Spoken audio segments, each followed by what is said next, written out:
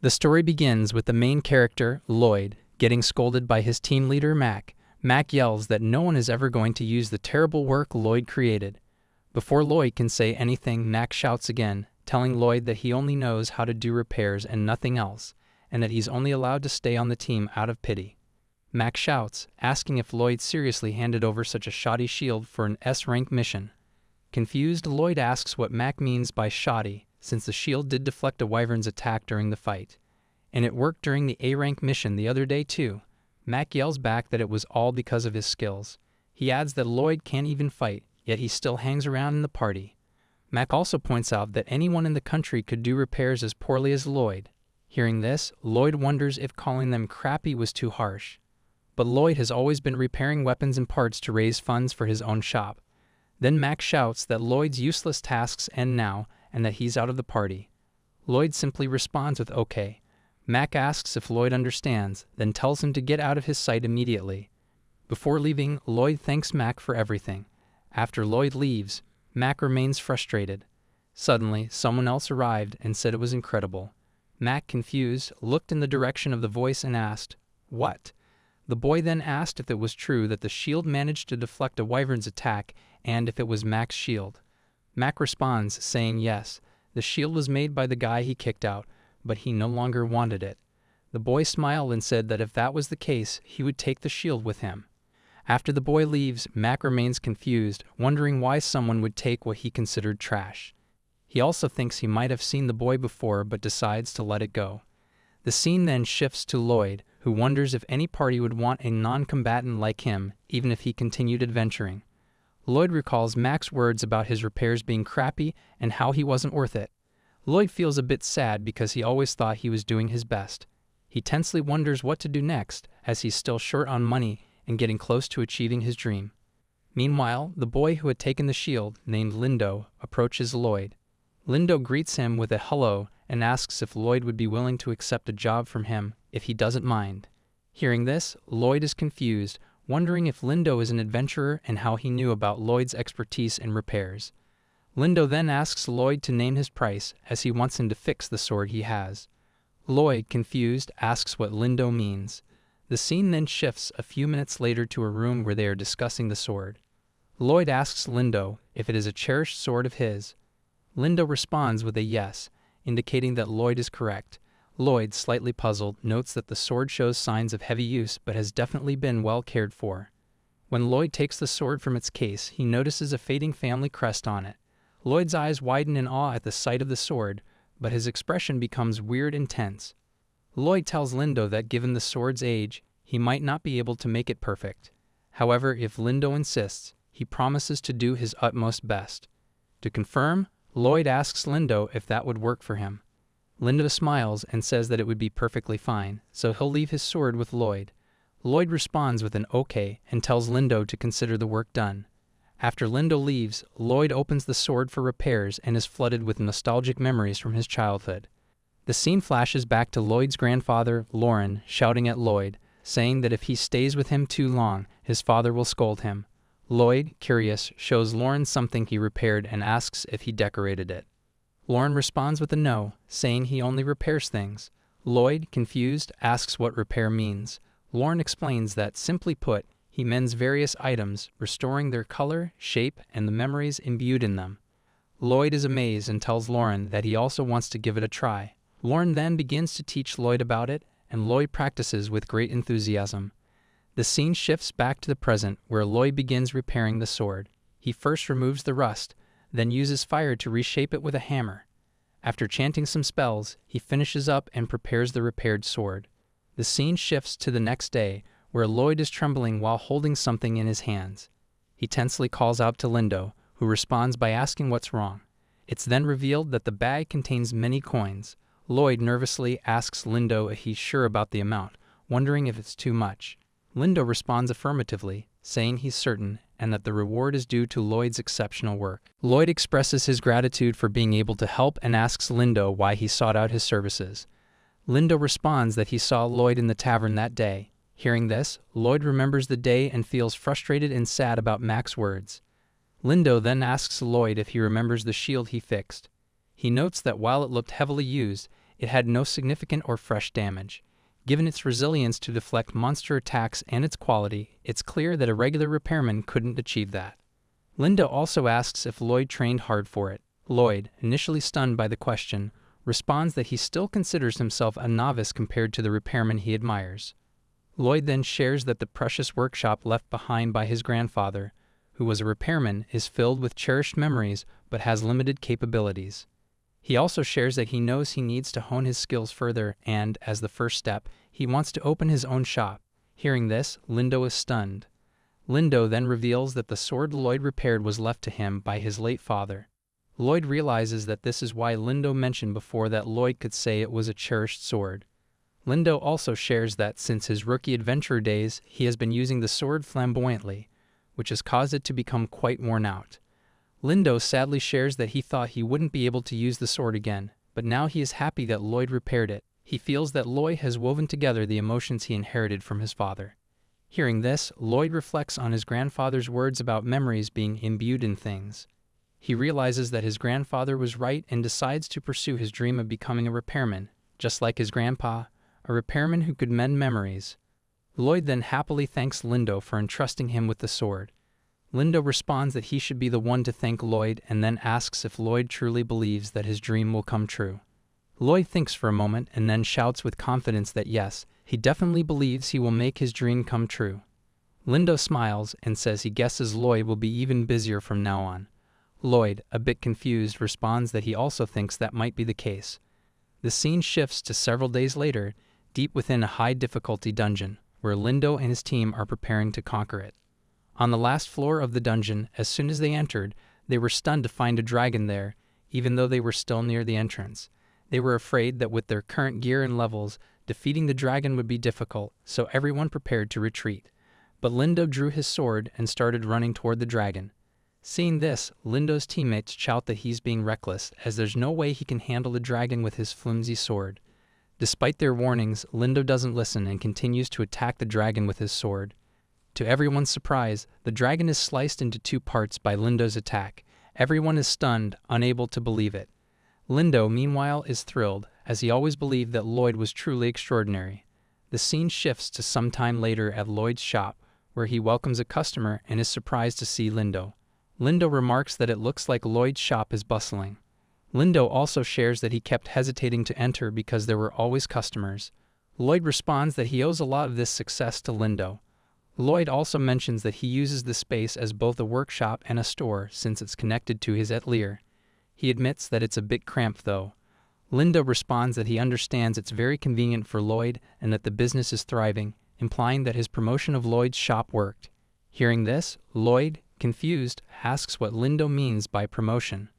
Lindo reveals that he's the leader of an SS rank party and mentioned Lloyd to his adventurer acquaintances as a wonderful repairman. Hearing this, Lloyd is shocked and asks Lindo to wait. Lloyd struggles to believe it and wonders if this explains why he's been so busy despite just opening the shop. He had always felt that Lindo was different, but this revelation is a complete shock to him. Lloyd thanks Lindo, expressing his gratitude for the support, but adds that overpraising might come back to bite him in the end. Just then, a customer arrives and asks if Lloyd can take on another job for him. Lloyd tensely responds with a yes and asks Lindo if he could wait for a few seconds. Lindo smiles and agrees. Outside the shop, Lindo stands and begins sharing something with someone.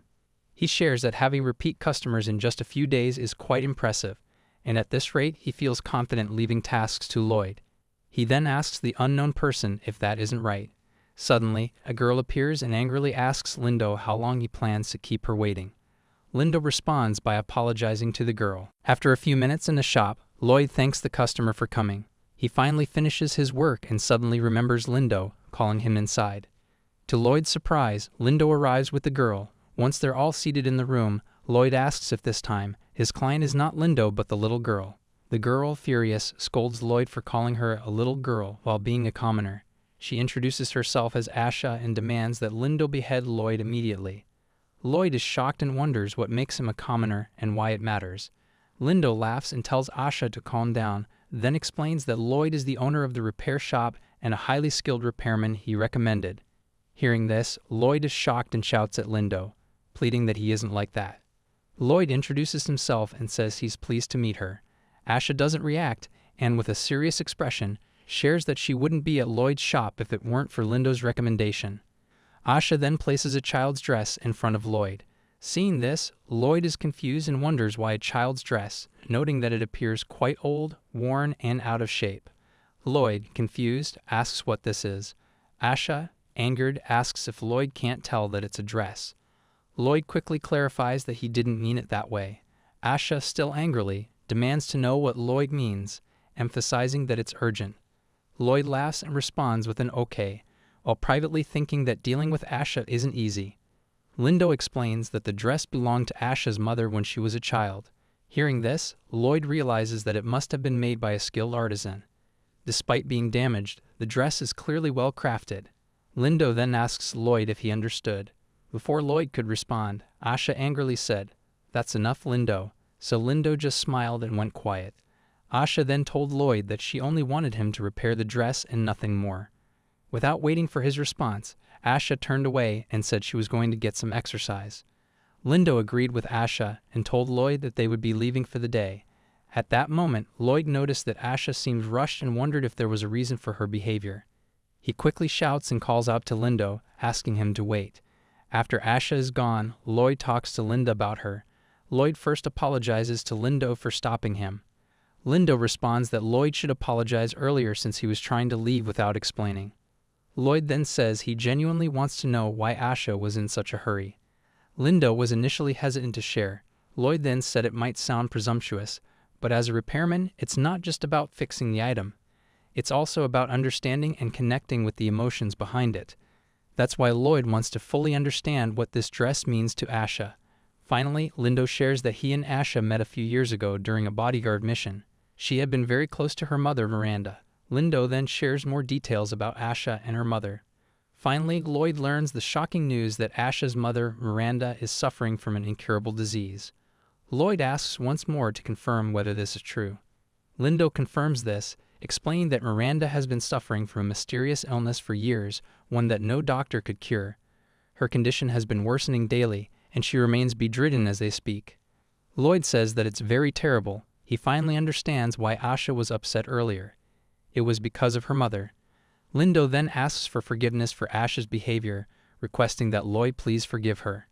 Lloyd, stunned, responds that Lindo didn't need to apologize. Given the circumstances, he understands why Asha acted the way she did. Lindo then brings up the topic of the dress, explaining that it holds sentimental value to Miranda. It was a gift from someone dear to her, and she wore it almost every day as a child. Despite it wearing out, Miranda kept having it repaired by renowned artisans. Lindo then asks Lloyd if he could lend his expertise to help. Hearing this, Lloyd thinks that it must be Lindo's wish. Lloyd responds that he understands and will take care of the dress. He also asks Lindo to let him handle it. Lindo replies that he was counting on Lloyd. Lloyd then expresses a concern. He mentions that, deep down, he feels this situation is similar to the kind of memory repair his grandfather used to talk about, but this case seems too unusual for a standard repair.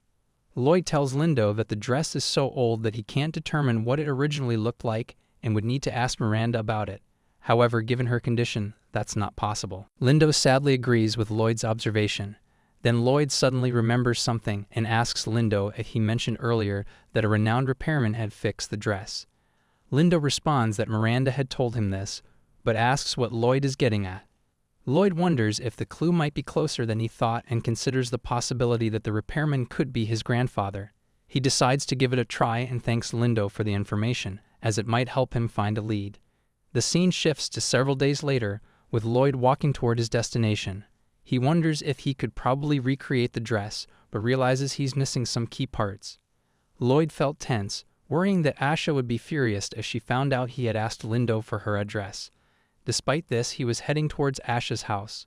Upon reaching the destination, Lloyd is shocked to see that the house doesn't look like an ordinary person's home. He wonders why Lindo didn't tell him more about Asha and questions who or what exactly Asha is. At the entrance, Lloyd sees a menacing-looking guard, which makes him tense and fearful. He approaches the guard, who angrily asks what he wants. Lloyd responds that he is the repairman Asha commissioned for the dress. Asha saw Lloyd at the gate from inside the house and wondered if her guess was correct and that it was indeed Lloyd. Meanwhile, Lloyd was assuring the guard that he wasn't someone suspicious and just needed to discuss something with Asha. At that moment, Asha arrived and angrily asked Lloyd why he was at her house. Before Lloyd could respond, Asha demanded to know how he dared to suddenly show up at a woman's house and how he found the address. She accused him of getting it from Lindo. Lloyd apologizes, saying he only wanted to ask her something. Asha, confused, asks what he wants to know. The guard asks Asha what to do, and she orders him to leave. Lloyd then shows Asha the dress and explains that he wants to ask about a spot on the sleeve where it looks like some jewelry or ornaments were attached. He tried to recreate the dress based on past repair records, but needs clarification on that detail. He explains that he wants to restore the dress as close to the original as possible for her mother, and that's why he came to ask about the missing part. Sadly, he couldn't find the right part despite searching in every jewelry shop in town, so he thought asking her directly would be the best approach. Asha, shocked, asks how many jewelry stores Lloyd thinks there are in town. Lloyd bows his head and responds that if she has any idea about the missing part, he would appreciate her help. Until then, he will continue searching. After Lloyd leaves, Asha appears tense and frustrated. She reflects on the conversation and slowly starts to delve into her past memories. The scene shifts to the past, where Asha is calling her mother repeatedly, asking why she didn't throw away the tattered dress. Miranda responds that the dress was a precious gift to her. Asha, confused, asks what kind of precious memory it is. Miranda responds that it might be too early to tell Asha. Miranda then smiles and touches the dress, while Asha looks at her mother with confusion. Asha noticed that the brooch was about to fall and pointed it out to Miranda. Miranda replied that the clasp had loosened and couldn't be fixed with the dress in its current state. Miranda removes the brooch from the dress and calls Asha over. When Asha gets close, Miranda hands her the brooch and says that if it falls off, it might get lost. Miranda also tells Asha that she will grow into a beautiful person, have many experiences, and meet someone wonderful. Miranda expresses her desire to see that forever. Miranda gives the brooch to Asha. The scene shifts back to the present, where Asha is holding the brooch. After thinking for a few minutes, she leaves her room. The scene shifts to Lloyd, who is very frustrated because he hasn't been able to find any information about the brooch. He is so close to completing the dress, and the lack of progress is incredibly frustrating. Lloyd decides to go back to the market and search all night. However, just as he approaches the door, Asha appears in front of him. Lloyd is shocked and confused, asks Asha why she is at his home at such a late hour. Asha apologizes for intruding so late at his shop and acknowledges that it's very impolite to ask after commissioning him.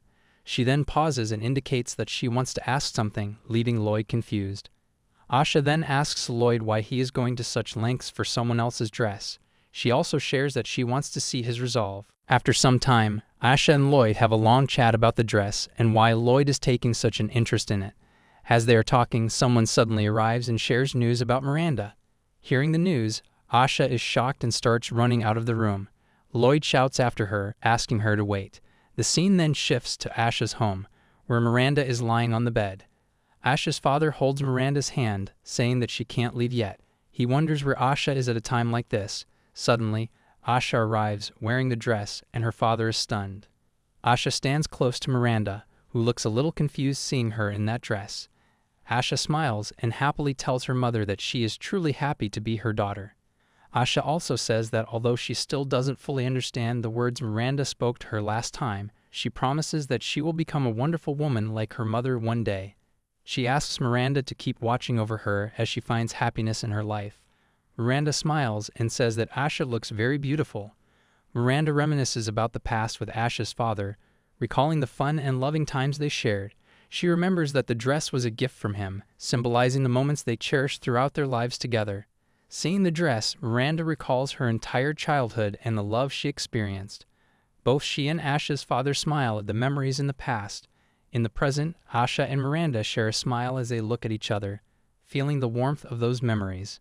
After thanking Asha, Miranda peacefully passed away. The scene then shifts to some days later at Lloyd's shop, where Asha has just arrived to meet him. Lloyd is surprised to see Asha visiting his shop. Asha apologizes for her rude behavior the other day and thanks him for mending her mother's dress. She then places a letter on the table in front of Lloyd. Seeing the letter, Lloyd asks, confused, what it is. Asha responds that it is one of the important items her mother left behind, and she felt it would be better to give it to him. Lloyd remains confused, but as he opens the letter, he realizes that it confirms his thoughts. The letter is addressed to a repairman named Lon Disguise, his grandfather. The letter is an apology for not being able to attend Lon Disguise's funeral. Miranda also expresses her gratitude for all the kindness he showed her throughout his life. Reading the letter, Lloyd realizes that his grandfather might indeed have been the famous repairman Lindo referred to. After all, his grandfather had mended that same dress countless times. Asha shares that, to be honest, she initially doubted him. Entrusting her mother's precious memories to someone else made her feel very apprehensive. She wanted to protect those memories just as her mother did. Asha admits she wasn't sure if what she was doing was right or wrong, but she felt strongly about it and was certain of her feelings. Lloyd smiles and responds with a warm "Yes, Mrs. Asha." Hearing this, Asha furiously says she thought she told him to stop addressing her like a stranger. Lloyd becomes tense. Asha then clarifies that they are going to continue being on friendly terms. So Asha asks Lloyd to call her just Asha. He hesitates and says he never knew she was the daughter of the Duke. Asha smiles and replies that it was never mentioned before. Lloyd laughs and says he guessed as much. While he was smiling, he was thinking that she had an air of importance, but he never would have guessed she came from a Duke's family. Now that he knows the information, Lloyd understands why Asha's mansion was so huge. He is very happy and thanks both Lindo and Asha, saying that his shop is finally starting to head in the right direction. Lloyd remembers when Lindo first asked him to repair his sword and then Asha's dress. He thinks that simply thanking them wouldn't be enough. Seeing Lloyd so absorbed in thought, Asha looks at him with confusion. Lloyd mentions that if Asha insists, he looks forward to keeping in touch with her. Asha smiles and responds affirmatively. Lloyd then asks, now that he thinks about it, where Lindo is. Asha was about to respond, but suddenly a boy arrives and calls out to Lloyd. Lloyd replies and invites the boy in. He then approaches the boy and asks what the matter is. The boy hesitates but then hands something to Lloyd, asking him to repair it. Seeing the boy's despairing eyes and the desperate hope in his gaze, Lloyd becomes curious. Lloyd asks the boy what the item is, but the boy shouts that he will definitely pay Lloyd and pleads with him to fix it, saying he's counting on Lloyd. After saying this, the boy runs away from the shop, leaving Lloyd standing there in confusion. After a few minutes, Lloyd and Asha were talking about the item the boy had left behind. Asha said she felt like she had seen that hairpin somewhere before. Lloyd replied that it seemed the hairpin was still on her mind. Asha responded with a yes, saying there was something about it that caught her attention. She wondered if it might belong to the boy's mother since it was unusual for a boy to have a hairpin. Lloyd responded that it could definitely be a possibility. Then he added that, to be frank, he thought there was something strange going on. Judging by the way the boy dressed, he seemed to be from the slums. But the hairpin looked very expensive, so he told Asha that even though the hairpin was broken now, he could tell it was made from relatively expensive materials. Hearing this, Asha asked Lloyd if he thought the hairpin was stolen. Lloyd responded that while it's not uncommon for impoverished people to resort to crime to survive, he didn't think that was the case with this boy. The boy had a very earnest look in his eyes when he asked Lloyd to repair the hairpin. Asha then asked Lloyd if she could assist him, saying she would try to find out where the hairpin came from. Hearing this, Lloyd was amazed and happily asked if she would really help him. Asha responded that she thought she had come too far to turn back now. So with that, they both decided to move forward with the matter. The scene then shifted to the next day at Elta Castle, where Asha was wondering where she had seen that hairpin before. The day before, she had looked through dictionaries, familiar portraits, and everywhere else she could think of, even in her own home, but she still hadn't found anything that matched the hairpin. At that moment, Asha was hoping to find a way to help Lloyd, but she wasn't having any luck. She then realized she still had some time before her father was done with his business. Suddenly, she noticed someone. Asha approached the person and greeted her with a good morning, addressing her as Princess Fran. She then said she hoped she wasn't disturbing her. The girl was actually Princess Fran Alistio, the princess of the Kingdom of Elta. Fran expressed how pleased she was to see Asha again, and then asked what Asha was doing at Elta Mansion.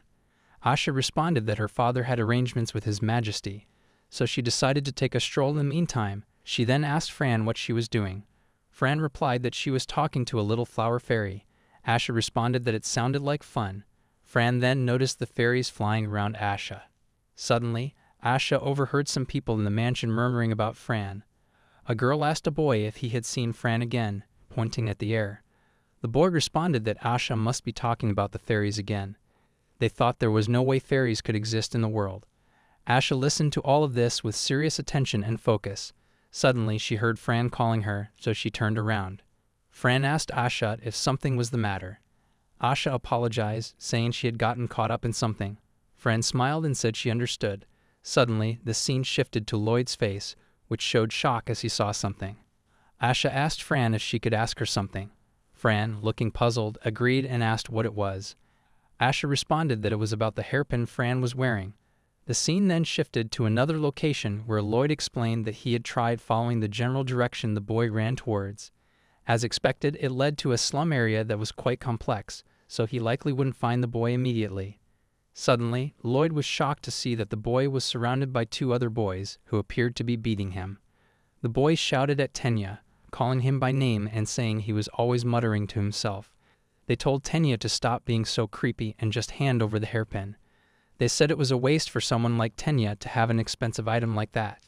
Tenya shouted back, saying he would never give the hairpin to the likes of them. Hearing this, the boys got furious and were about to hit Tenya. But before they could, Lloyd intervened, grabbing their hands and asking them to stop. The boys pulled their hands free and asked who Lloyd was. Lloyd replied that he was a friend of Tenya and warned them that if they tried to hurt Tenya again, he wouldn't look the other way. Hearing this, the boys ran away. After they left, Lloyd apologized to Tenya for suddenly appearing out of nowhere. He introduced himself and asked Tenya what was going on with those boys. Tenya explained that the boys steal things to make a living and knew the hairpin was valuable. He added that the hairpin had even been broken the last time they tried to steal it. Lloyd acknowledged this and noted that it seemed Tenya refused to be complicit in their crimes. Tenya agreed, saying the fairies would be angry with him if he did that. Hearing this, Lloyd looked confused and asked about the fairies. He wondered if the fairies Tenya talked about were the same ones the boys mentioned when they said Tenya always murmured to himself. Tenya then admitted that he knew Lloyd might think he was crazy. He explained that he had been able to hear the fairies' voices since he was born, and that everyone thought he was creepy because of it. His parents had died and left him all alone, so he was often treated poorly. Despite that, he refused to give up the hairpin, as it was the one thing he didn't want to lose. Lloyd smiled and patted Tenya on the head, saying that he believed him. He added that he didn't think Tenya was creepy or crazy at all. Even though the hairpin had ended up getting broken, Tenya had tried to protect it with all his might. Lloyd added that he thought Tenya was really a brave kid. He then shared that he had come there to ask Tenya some questions about the hairpin. Tenya apologized to Lloyd for leaving quickly without explaining himself earlier. He added that since Lloyd believed him, he would share everything about the hairpin. Tenya explained that he had met someone the other day, a mysterious girl who could also see the fairies. He revealed that while he was walking, he had found Fran talking with the fairies. Tenya had asked Fran in shock if she could also see the fairies. After their conversation about it, Tenya had invited her to the town to spend some time. However, she ended up getting lost after being separated from her guardian, right? Fran responded with a yes. Tenya then asked if it was her first time in the town, noting that he didn't usually see people dressed the way she was. Fran replied that while it wasn't her first time getting lost, it was indeed her first time in the town. Fran explained that she had followed the fairies' lead and ended up in the slum area. Hearing this, Tenya was stunned, realizing that Fran, like him, could also hear the fairies. Fran sadly mentioned that she was sure her guards were looking for her. Tenya then took her hand and said he would take her back to where her guardians were. He carefully led her to a place where she could safely rejoin them. He took her around the area for a while, and after some minutes, he finally found the place where the guards were shouting Fran's name while searching for her. Seeing the guards, Tenya told Fran it was good they had found them and urged her to go quickly, as they were worried about her. To his surprise, Fran then placed the hairpin on Tenya's head and asked him to keep it. Fran also thanked him for his help, saying he had a cute face and should show it more. Tenya, flustered and shocked, nervously asked what she meant by cute, especially since he was a boy. Tenya also mentioned that the hairpin looked so expensive he couldn't take it. Fran smiled and said that if that was the case, she would lend it to him. Fran then asked Tenya to come back one day and return the hairpin to her. After that, she left with her guards, leaving Tenya standing there with a confused expression. Lloyd acknowledged that the girl had given Tenya the hairpin. He then asked Tenya if he knew where she was, suggesting that since they both could speak to the fairies, there might be a way to meet her again. Tenya sadly responded that he couldn't meet her again. Lloyd looked a bit confused, and Tenya explained that Fran was the princess of the kingdom. Lloyd was fully shocked and confusedly asked why someone like her would come to the slum areas. Tanya replied that he had been surprised too at first, but since that day they had communicated about many things through the fairies. Tanya also shared that he didn't have the social standing to see her, as Fran was a princess and he was just an orphan. Under normal circumstances, he wouldn't have had the chance to see her at all. But yesterday, Fran told him through the fairies that someday, when he becomes a self-made man, they would meet again. The scene shifted to the kingdom, where Fran was telling Asha everything. She mentioned that Tanya had promised to come to the kingdom on his own terms to return the hairpin to her. Tanya also shared with Lloyd that Fran believed he would return the hairpin to her using his own power. Hearing this, Lloyd smiled and said he understood, adding that there was only one thing he could do for Tanya. Lloyd said that all he could do for Tanya was to repair the hairpin. However, seeing how much effort Tanya was putting into changing his situation, he added that if there was anything else he could do to help, he would always be there for him. Lloyd smiled and suggested that they make sure Tanya's feelings were conveyed to Fran. Tanya happily thanked Lloyd for his help. Lloyd then offered to introduce Tanya to someone who could assist him for the time being and asked if he was interested. The scene then shifted to a few days later, where Asha and Lloyd were discussing Tanya and Fran. Asha remarked that it seemed like they had taken on quite a task. Lloyd agreed, noting that it was indeed a significant task. He then asked if Fran felt the same way about Tanya. Asha responded that Fran had said she believed Tanya would come to see her one day. Asha added that Fran would always be waiting for Tanya until that day came. She also noted that despite their vastly different statuses and backgrounds, both Fran and Tanya shared the unique ability to hear the fairies. Asha remarked that their meeting by coincidence was almost like something out of a fairy tale. Lloyd smiled and agreed. Asha then asked Lloyd what he and Tanya did after that.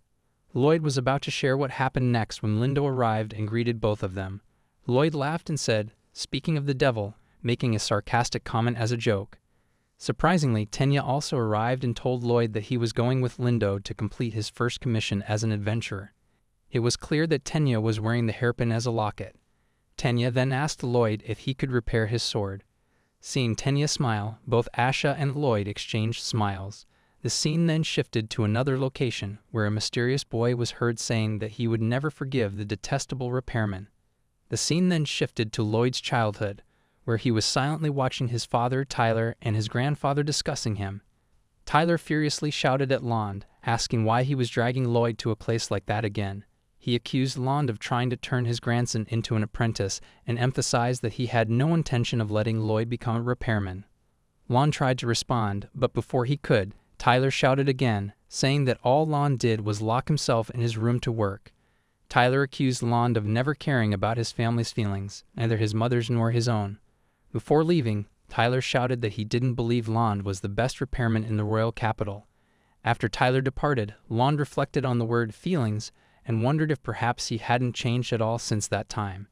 The scene shifted back to the present, where Lloyd woke up from the dream, feeling a bit shocked that he had experienced it again. He quickly remembered that it was the day he was scheduled to meet with the Majesty. After some time, when Lloyd and Asha arrived at the kingdom, Lloyd greeted the Majesty by saying that receiving a visit from the Majesty must be a sign of another fine day. Asha then told Lloyd that he definitely shouldn't say that in front of the Majesty. The Majesty, named Torrent Elta, started laughing and told Lloyd that he didn't need to be so formal. Lloyd, with a tense smile, wondered how he never thought a day would come when the king himself would request to see him in person. Torrent Elta mentioned that recently, rumors of a repairman in the royal capital had been circulating around the castle. Lloyd then wondered if this could be the reason he had been getting more noble clients lately, which he was very pleased about. Torrent Elta mentioned again that he had heard Lloyd was very kind to her daughter and had a favor to ask. He asked Lloyd to listen to him first. Torrent Elta shared many things with Lloyd, but he didn't understand what he needed to fix. So Lloyd asked Torrent Elta what needed to be fixed. Fran then placed a book in front of Lloyd and said it was the thing he had to repair. Lloyd, confused, asked, "What's this?" Asha responded that it was the Holy Scripture of the Church of St. Lugnica, and it was the original copy. Hearing this, Lloyd asked, "St. Lugnica is the religion that elves believe in, right?" Torrent Elta responded, "Yes, it's the belief that the ancient elves held hundreds of years ago, the oldest religion in the kingdom of Elta." The scripture was written in the ancient Elvish alphabet, where the letters themselves possess magic. For example, if someone says the word that means flame out loud, it would produce fire. and if someone says the word for ice, the surrounding air would freeze. Even if the person speaking those words has no magical power, the powerful ancient spells would still activate like a miracle. But the faith of the ancient elves died out long ago, and their language had become a phantom tongue. Even so, Torrent Elta said he wanted to ask Lloyd to repair this book. Lloyd was shocked that Torrent Elta was choosing him for such an important task. Torrent Elta shared that someone had tried to repair the book several decades ago, but as Lloyd could see, it was still in poor condition. He explained that preserving the nation's cultural heritage and researching the mysteries of the ancient magic within were crucial reasons for the repair, and the original copy must be maintained regularly. Lloyd, tense, explained that he would need to decipher the ancient alphabet, which he didn't know. Torrent Elta laughed and told Lloyd not to worry about that. Then Torrent Elta called someone to come inside. A man entered and told Lloyd that it was a pleasure to make his acquaintance. The man introduced himself as Tillo and said he had come from the village of elves to assist Lloyd with the repairs. He would help Lloyd decipher the scripture and continue assisting until the repairs were complete. Torrent Elta then asked Lloyd once more if he was ready to accept the request. Lloyd agreed and started to leave. Torrent Elta watched him go from behind. Fran noticed her father staring at Lloyd and asked Torrent Elta what he was thinking. Torrent Elta, confused, asked what Fran meant.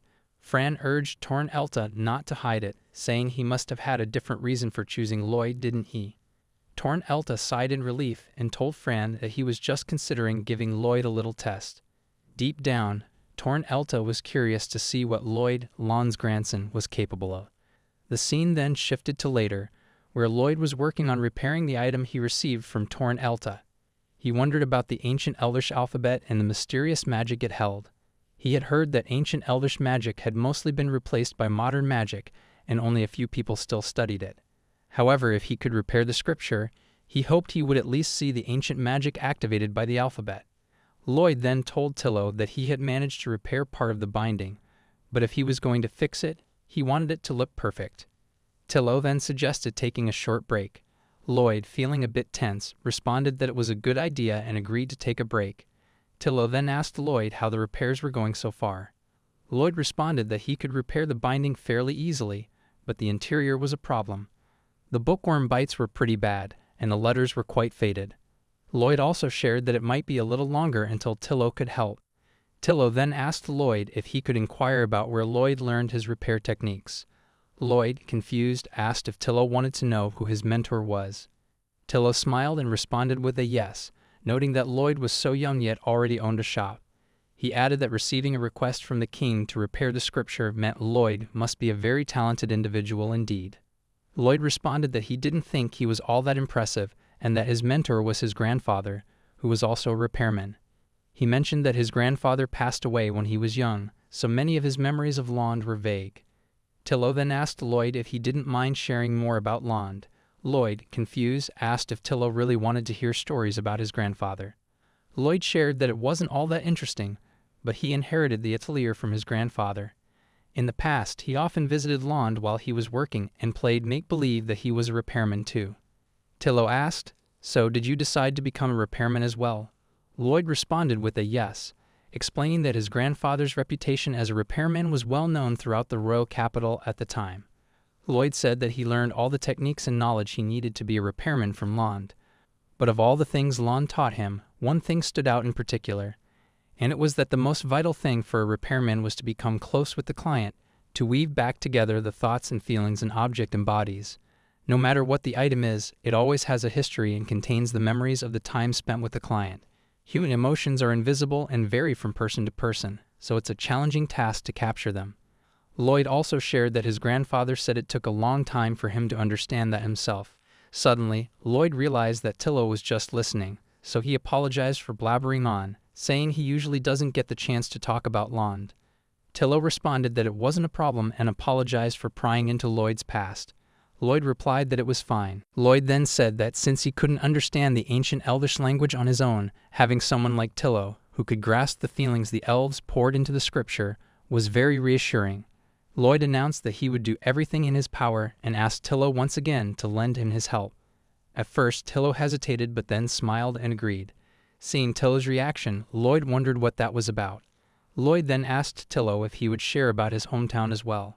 He expressed a desire to learn more about the elves, their history, and Tillo's home, and added that he was also interested in learning more about Tillo himself, if Tillo didn't mind. Tillo responded with a yes, but mentioned he had just remembered some business he needed to attend to. He said he would be taking his leave for a while and apologized for delaying his work, promising to tell Lloyd about himself another time. After leaving the shop, Tillo remembered Lloyd's words about becoming close with them and became furious. He thought that Lloyd, the grandson of the deplorable repairman, had no right to say such things. Inside the room, Lloyd wondered why Tillo's mood seemed a bit off and what might have happened. Lloyd then noticed that one of the pages in the book was torn, and both sides of it were blank, and there was no sign that a page had been inserted later. Suddenly, Lloyd remembered that the king had mentioned someone had tried to repair it several decades ago. He wondered how such an important document had ended up in such a state. Lloyd said that there was probably no way they had repaired something exactly like this before, but maybe he could find some hints on how to fix it. Lloyd also wondered if repairing something similar in the past might make it easier for him. Suddenly, he noticed a dictionary on the bookshelf with numerous notes sticking out. He also noticed that it wasn't an ancient Elvish dictionary. He saw a bookmark in it, and upon opening it, he found a diary entry with the note that today's entry was very absurd. The scene then shifted to the past, showing Lond. Lond asked, "What, repairing an old book?" A boy replied that it wasn't just some old book, it was a scripture. The boy also told Lond that the country had placed their confidence in him as the best repairman in the royal capital because it was a request from the nation. Hearing this, Lond said it seemed the country had underestimated him, as there was nothing that the best repairman in the world couldn't fix. After that, when Lond tried to read the book, he was unable to understand it. Lond got frustrated and thought the request was very dumb, saying he didn't care if it was a scripture or whatever. At that time, Lond wondered what worth a musty book like this could possibly have. As Lond went to take a rest, someone suddenly arrived and asked if Lond had some time. Hearing this, Lond wondered in surprise who could be at his shop early in the morning. To his shock, a cute girl came inside and introduced herself as Eliza from the village of the elves. Eliza thanked Lond for accepting the village chief's request and mentioned she had been sent to his workshop to assist with the repairs. Seeing her, Lond was flustered, asked if that was really the case, and then started laughing. Eliza was confused but started talking about the repairs. Lond told her that since he had accepted the job, he would complete it on his own. Eliza became more confused and asked Lond what he meant by that. Lond responded that borrowing someone else's help would tarnish his reputation as a repairman. Eliza asked, "Tarnish?" Lond responded with a yes, saying that after all, he was known as the best repairman in the royal capital and the entire world. Eliza then asked Lond if he would truly be able to restore the feelings that way. Lond, confused, asked what type of feelings Eliza meant. Eliza responded that the scripture had been passed down among the elves for hundreds of years. It contains the teachings of Saint Lugnica, whom their ancestors believed in, and it also records their culture and lifestyle at the time, as well as their history and past ways of thinking. All of that is within that book. Especially now that the elves were a dwindling race, this book left behind by their ancestors was a precious artifact that must be preserved for the future. Additionally, dealing with the pages would be difficult, and without understanding the ancient Elvish alphabet, Lond couldn't restore it to its original state. Lond was silent at first, but suddenly Lond started laughing and said it was very simple. He asked if restoring it to how it was before wouldn't solve the problem. Eliza didn't respond and just stood quietly. At that time, Lond wondered that human emotions weren't something that could be repaired. He thought it was very foolish for anyone to hope otherwise. Lond also wondered that, as a repairman, it didn't matter if he didn't understand the meaning behind the letters and words. As long as he could restore their shape, he thought it didn't really matter. Besides, it was a request from the king himself. If Lond could complete this job, he would truly be the best repairman in the nation. Lond thought it was only right, as there was nothing he couldn't do. In his overconfidence, Lond punched the table in happiness and accidentally tore a page of the scripture book. He became tense, wondering what to do next. At that moment, Lond heard the sound of a cup breaking. When he turned, he saw that it was Eliza, who was very angry. Suddenly, her anger turned into despair, and she began crying as she sat on the ground. Lond held Eliza's shoulder and told her it was okay. He assured her that, as the best repairman in the royal capital, he could fix the torn page. But suddenly, to both their shock, the words written on the page flew away, leaving the entire page blank. Lond was fully shocked, saying that it couldn't be possible. Eliza, crying, said that now it was too late to do anything. She then shouted that she had believed in him, but now in her people's history, it was the only one of its kind in the world. She furiously asked Lond what he had done. Lond, tense and saddened, realized he had failed to understand how important it was until it was too late, thinking to himself that he had been a big fool. Lond thinks about how foolish he was to realize it only after losing it. The scene then shifts to the present, showing that Lloyd has been reading the entire past scene. After reading it, Lloyd thought that he couldn't let this scripture end in such a sorrowful way. The scene then shifts to Tilla's past, where Eliza shows Tilla the book and says it is filled with spells that can bring happiness to many. Tilla, confused, asks, "What? Happy magic? The magic of joy?" Eliza responds that due to its age, the magic seems to have faded a bit. She then takes Tilla to a tree and says that long ago, the tree held the power of magic inscribed in the scriptures. They say a stunningly beautiful pink flower bloomed there, soothing the hearts of the people. She led the way to happiness, resolving disputes between humans and demi-humans alike. Eliza then shared that she had heard there's a legendary repairman in the capital who could restore anything to its former glory. Tilla asks, "So, Sister Eliza, you went to the royal capital to bring back everyone's smile, right?" Eliza smiles and says she wants Lond to fix the scripture so they can see the blossoms bloom on the tree once more. She asks Tilla to hang tight and hope for the best. The scene then shifts to after the incident of the page getting torn. In the elves' village, Eliza is crying and apologizing to everyone, saying the page got torn because of her. Tilla watched as Eliza became increasingly sad, crying nonstop and blaming herself for everything. Gradually, she cried so much that she collapsed on the ground and fainted. The scene returns to the present, where Tilla wakes up in shock, realizing that she was daydreaming about that incident. Tilla reflects, saying that humans age and perish quickly, leaving behind the sins they committed. At that moment, Lloyd entered Tilla's room and said he needed Tilla's help because he had figured everything out. Lloyd was about to say more, but before he could, Tilla shouted that she couldn't believe him. It's because Lloyd is the grandson of that legendary repairman Lond. Tilla also questions why Lloyd's phrase, "weaving thoughts close to the client's," didn't make him laugh. Lloyd remains silent because he understood why Tilla was reacting this way. Tilla then asks if it's bound to be the same old story all over again, just like with Eliza. At that moment, Lloyd wonders if the feeling of unease he's had from the beginning means Tilla came to the repair work knowing everything all along. Lloyd then asks Tilla if she came to make him pay for the sins his grandfather committed. Tilla responds that it was indeed his intention when he received the request to restore the scripture from the land of Elta. He thought that the time for vengeance had finally arrived, but Lond was already dead.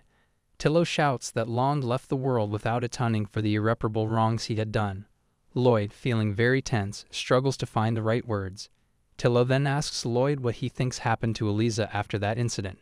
Tilla then shares that from that fateful day onward, her life spiraled into an unrecognizable realm. Entrusted with the sacred texts, she bore the weight of her duty like a heavy crown, and that unfathomable guilt gnawed at her heart like a relentless shadow. Her radiant smile became a distant memory, lost in the echoes of time. Tilla then blames Lond, saying that Lond shattered the life of a woman and, in doing so, snatched away the hopes of the elven kin. At that moment, Lloyd sadly reflects on what his grandfather did and the regrets he left behind. He also wonders how many lives his grandfather ruined in the process. Lloyd tries to say something to Tilla, but Tilla interrupts, shouting that Lloyd is no different from Lond, because Lloyd is only fulfilling his duties for his own honor and pride. Lloyd, who couldn't even begin to understand the client's feelings or what lies beyond them, could never hope to fix the scriptures. In response, Lloyd shouts Tilla's name, causing Tilla to fall silent for a moment. Lloyd shares that his grandfather wrote in the book that no matter how much he regrets the irreparable things he did, he believes that what he did to all the elves couldn't be undone, and he is truly sorry for that. He didn't expect to be forgiven for this, and it may be that their time would never return. At that moment, Lloyd thinks that only he can fix the gears his grandfather went mad trying to turn. Lloyd shared that even so, just this once, he wants Tilla to believe in him. He is the only one who can do it. It's okay that he couldn't repair it back then, but now his grandfather left clues in his diary about how to mend the scriptures. Tilla, confused, asks what Lloyd is saying. She points out that if Lloyd misinterprets even a single ancient elven character, it could cause it to vanish. Just dressing it up wouldn't be enough. Tilla also says that Lloyd needs to grasp the true meaning behind those words. Hearing this, Lloyd explains that's why he needs Tillo's strength to fix the final page. Lloyd reiterates that he needs Tillo, who understands ancient elven scripts. Tillo, frustrated, asks why. Lloyd responds that he wants to fulfill his grandfather's unachieved dream of truly restoring the sacred text and bringing it back to the elves. More than that, he wants to rekindle the hope of the elven kin. Lloyd didn't want Tillo to be shackled by the past any longer. Hearing this, Tillo started crying and told Lloyd that she understood. She decided to give him another chance and put all her faith in him. The scene then shifts to later, where Lloyd is talking with Asha. Asha asks if Lloyd went ahead and handed Tillo the scripture. Lloyd responds with a yes, explaining that there are others who truly need that book. Asha remarks that it doesn't sound much like Lloyd. Lloyd tensely responds that, for the time being, he faces the challenge of how to convince the king about this matter. Asha tells Lloyd that she will accompany him to request the Emperor's favor. She adds that given the circumstances, and since the scripture originally belongs to the elven race, she is sure His Majesty will understand. Hearing this, Lloyd feels happy and thanks Asha for her help. Asha then asks what the magic of happiness was all about. Lloyd acts as if he is blushing and feels shy about explaining it in front of her. Asha angrily pulls on his cheek, demanding to know what's with his expression and why he isn't being straightforward. Lloyd smiles and begins to explain it to her. The scene then shifts to the elven village where Tillo is running toward Eliza's house. Upon reaching, he calls out her name. Eliza, looking very gloomy and sad, asks with a sorrowful expression who is at the door. Tillo then tells her it's him and asks her to take a moment to look outside and keep her eyes fixed on the grand tree, unwavering. Tillo also shares that he believes it's truly beautiful for Eliza to believe in someone, and that it's probably the only way for all living beings to connect with one another. Tillo then gives a letter to Eliza. When Eliza sees Lon's name on it, she is stunned. In the letter, Lon writes that he was once a reckless soul, blind to his ignorance and brimming with overconfidence. He acknowledges that he caused her profound sorrow, a weight he still carries. Even now, as he awaits death, that regret haunts him, with her memory lingering in his heart as a bittersweet reminder. He tried time and again to mend the rift that had formed and sought to visit her to bridge the gap between them. However, he felt unworthy to stand before her, knowing he had thrown her life into chaos. Lond also shared that he pondered long and hard about how he could atone for his past mistakes. Yet time passes mercilessly, and while the future offers a path forward, it provides no way back. But lo and behold, there exists the singular way to defy the relentless march of time, and in that moment he became certain that it was a task only they, the repairers, could undertake. Fortuitously, there was a child far more gifted than he could ever be. He had faith that one day this child would carry on his legacy with unwavering spirit, so he pleaded with Eliza to believe in that child. After reading the letter, Eliza looks outside the room and sees Tillo standing below the tree, chanting the spells. In a few minutes, the tree begins to release unwavering flower petals. Seeing this, Eliza is moved to tears of joy and happiness. In the next scene, a group of men is debating. One of them, named Ruzane, shouts at another person, telling him to be quiet. Ruzane says if the person has a problem with his repairs, he should go look elsewhere. The person angrily asks Ruzane how he could say that to a customer. He adds that he is off to find a younger, more skilled repairman who has all the rage. Ruzane didn't say anything and remained quiet. A girl came up behind him and asked if Ruzane wasn't being a bit harsh by sending customers away, especially since it had been ages since they had a guest. Ruzane refers to the girl as Rena and tells her to be quiet, asking if she is also going to start lecturing him. He also asks her how her body has been feeling these days.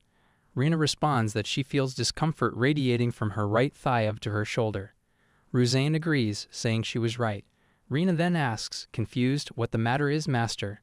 Ruzane responds that it's nothing at all. He then stands up from the chair, scratching his head as if trying to shake off something. Rena, confused and sad, looks at Ruzane and then glances at the table.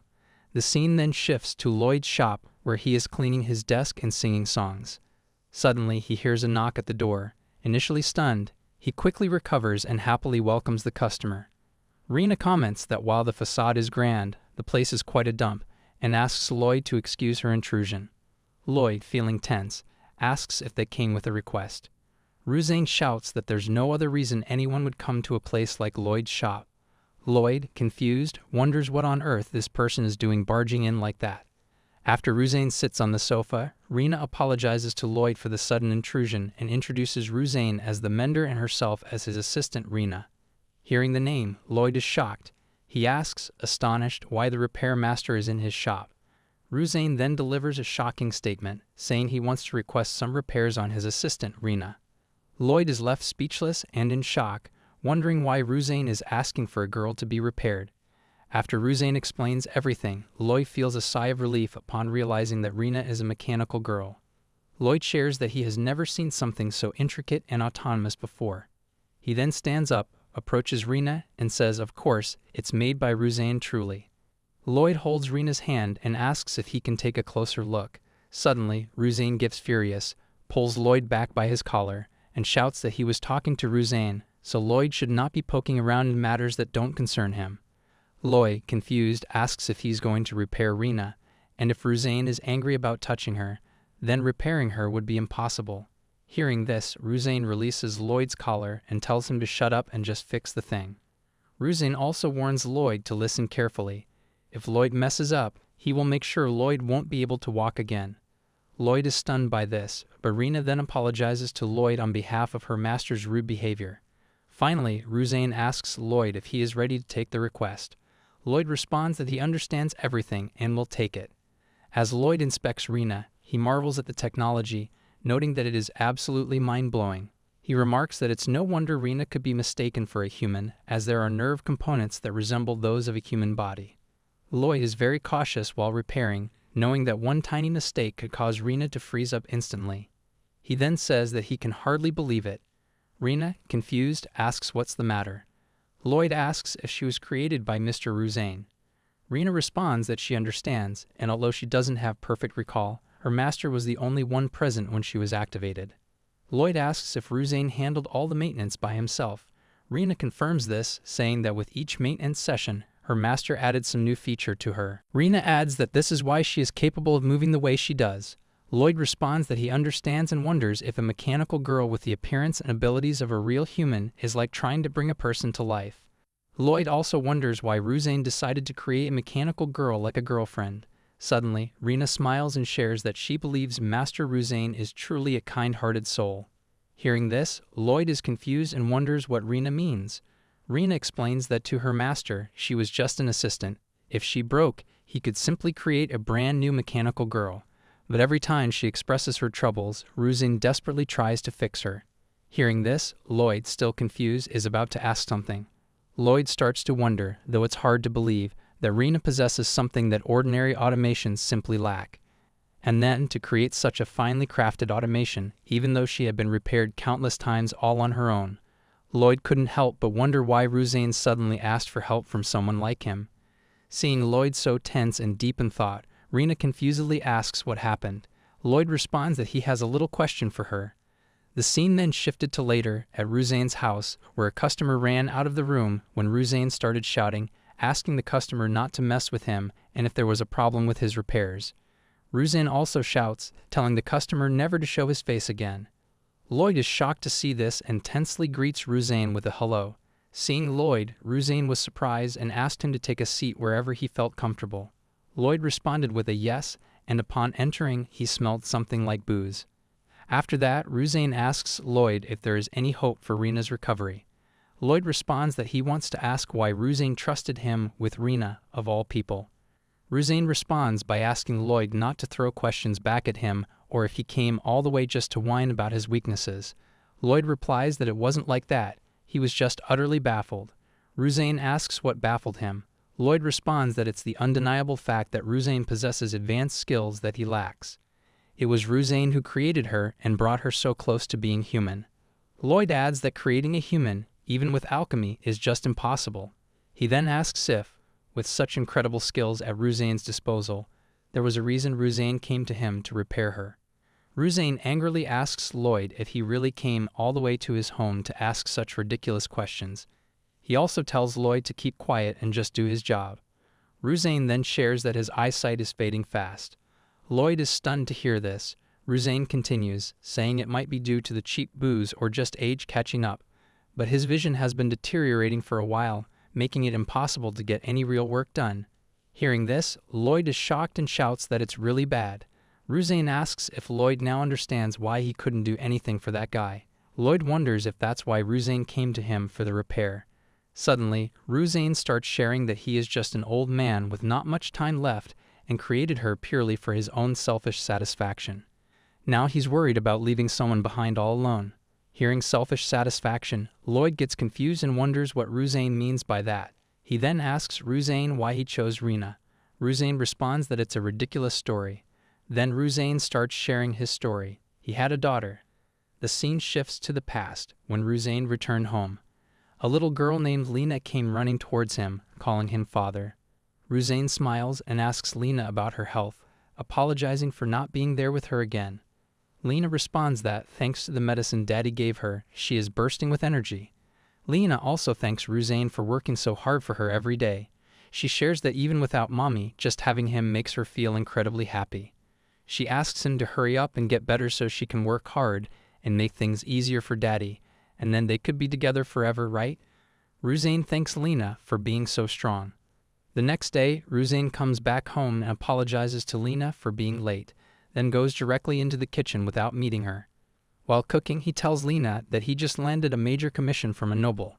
If he pulls it off, a nice chunk of change will be in his pocket. He could then buy better medicine for Lena, and she would surely bounce back to her vibrant self. After that, the scene shows Lena lying in a strange position on the bed. When Ruzane goes near her, he becomes a little tense and asks what's going on. He tells her she should wake up because her favorite stew is for dinner, and if she doesn't hurry up, he'll gobble everything up. He tensely shouts, asking if he knows she's awake. Ruzane starts crying, begging Lena to respond. He then holds her and hugs her tightly. Lloyd confusingly asks if that's why Ruzane made Rena. Ruzane tells Lloyd to go ahead and laugh if he wants, explaining that it's just a stubborn, tyrannical man trying to mask his loneliness by crafting a doll that looks like his daughter. Lloyd sadly thinks that he had no idea Mr. Ruzane had such a story. However, considering how Ruzane was feeling back then, it couldn't have been just about chasing away loneliness. There must have been more to it. Ruzane then says he might have rambled on a bit too much, and that it's about time to head back.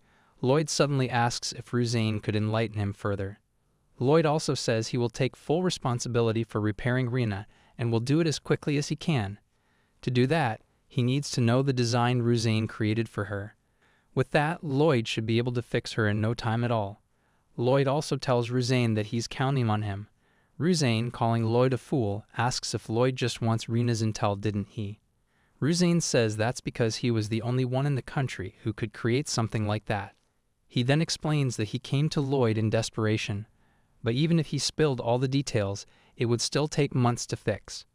By the time Rena is up and running again, Ruzane says he would already be dead. Lloyd, shouting, tells Ruzane that they can't let it end like this. They can't let it end this way. If Ruzane gives up, he says neither he, Rena, nor his daughter Lena would be saved. Lloyd also tells Ruzane that seeing how much he cares for his daughter and Rena has made him realize something. Lloyd tells Ruzane that Rena must be like a precious daughter to him without a doubt. He says that a parent and child should stay together until the very end and must share laughter, or it just wouldn't be right. Ruzane wants to say something, but Lloyd continues, saying it's too late to feel regret once it's gone. He adds that anyone who has lost someone dear should understand this truth as well. Suddenly, Ruzane tensely shouts that he understands and asks if he just needs to hand it over. Ruzane shares that he thought Lloyd was just a young punk, but Lloyd is even more stubborn than he is. The scene then shifts to Lloyd's shop, where he is repairing Rena.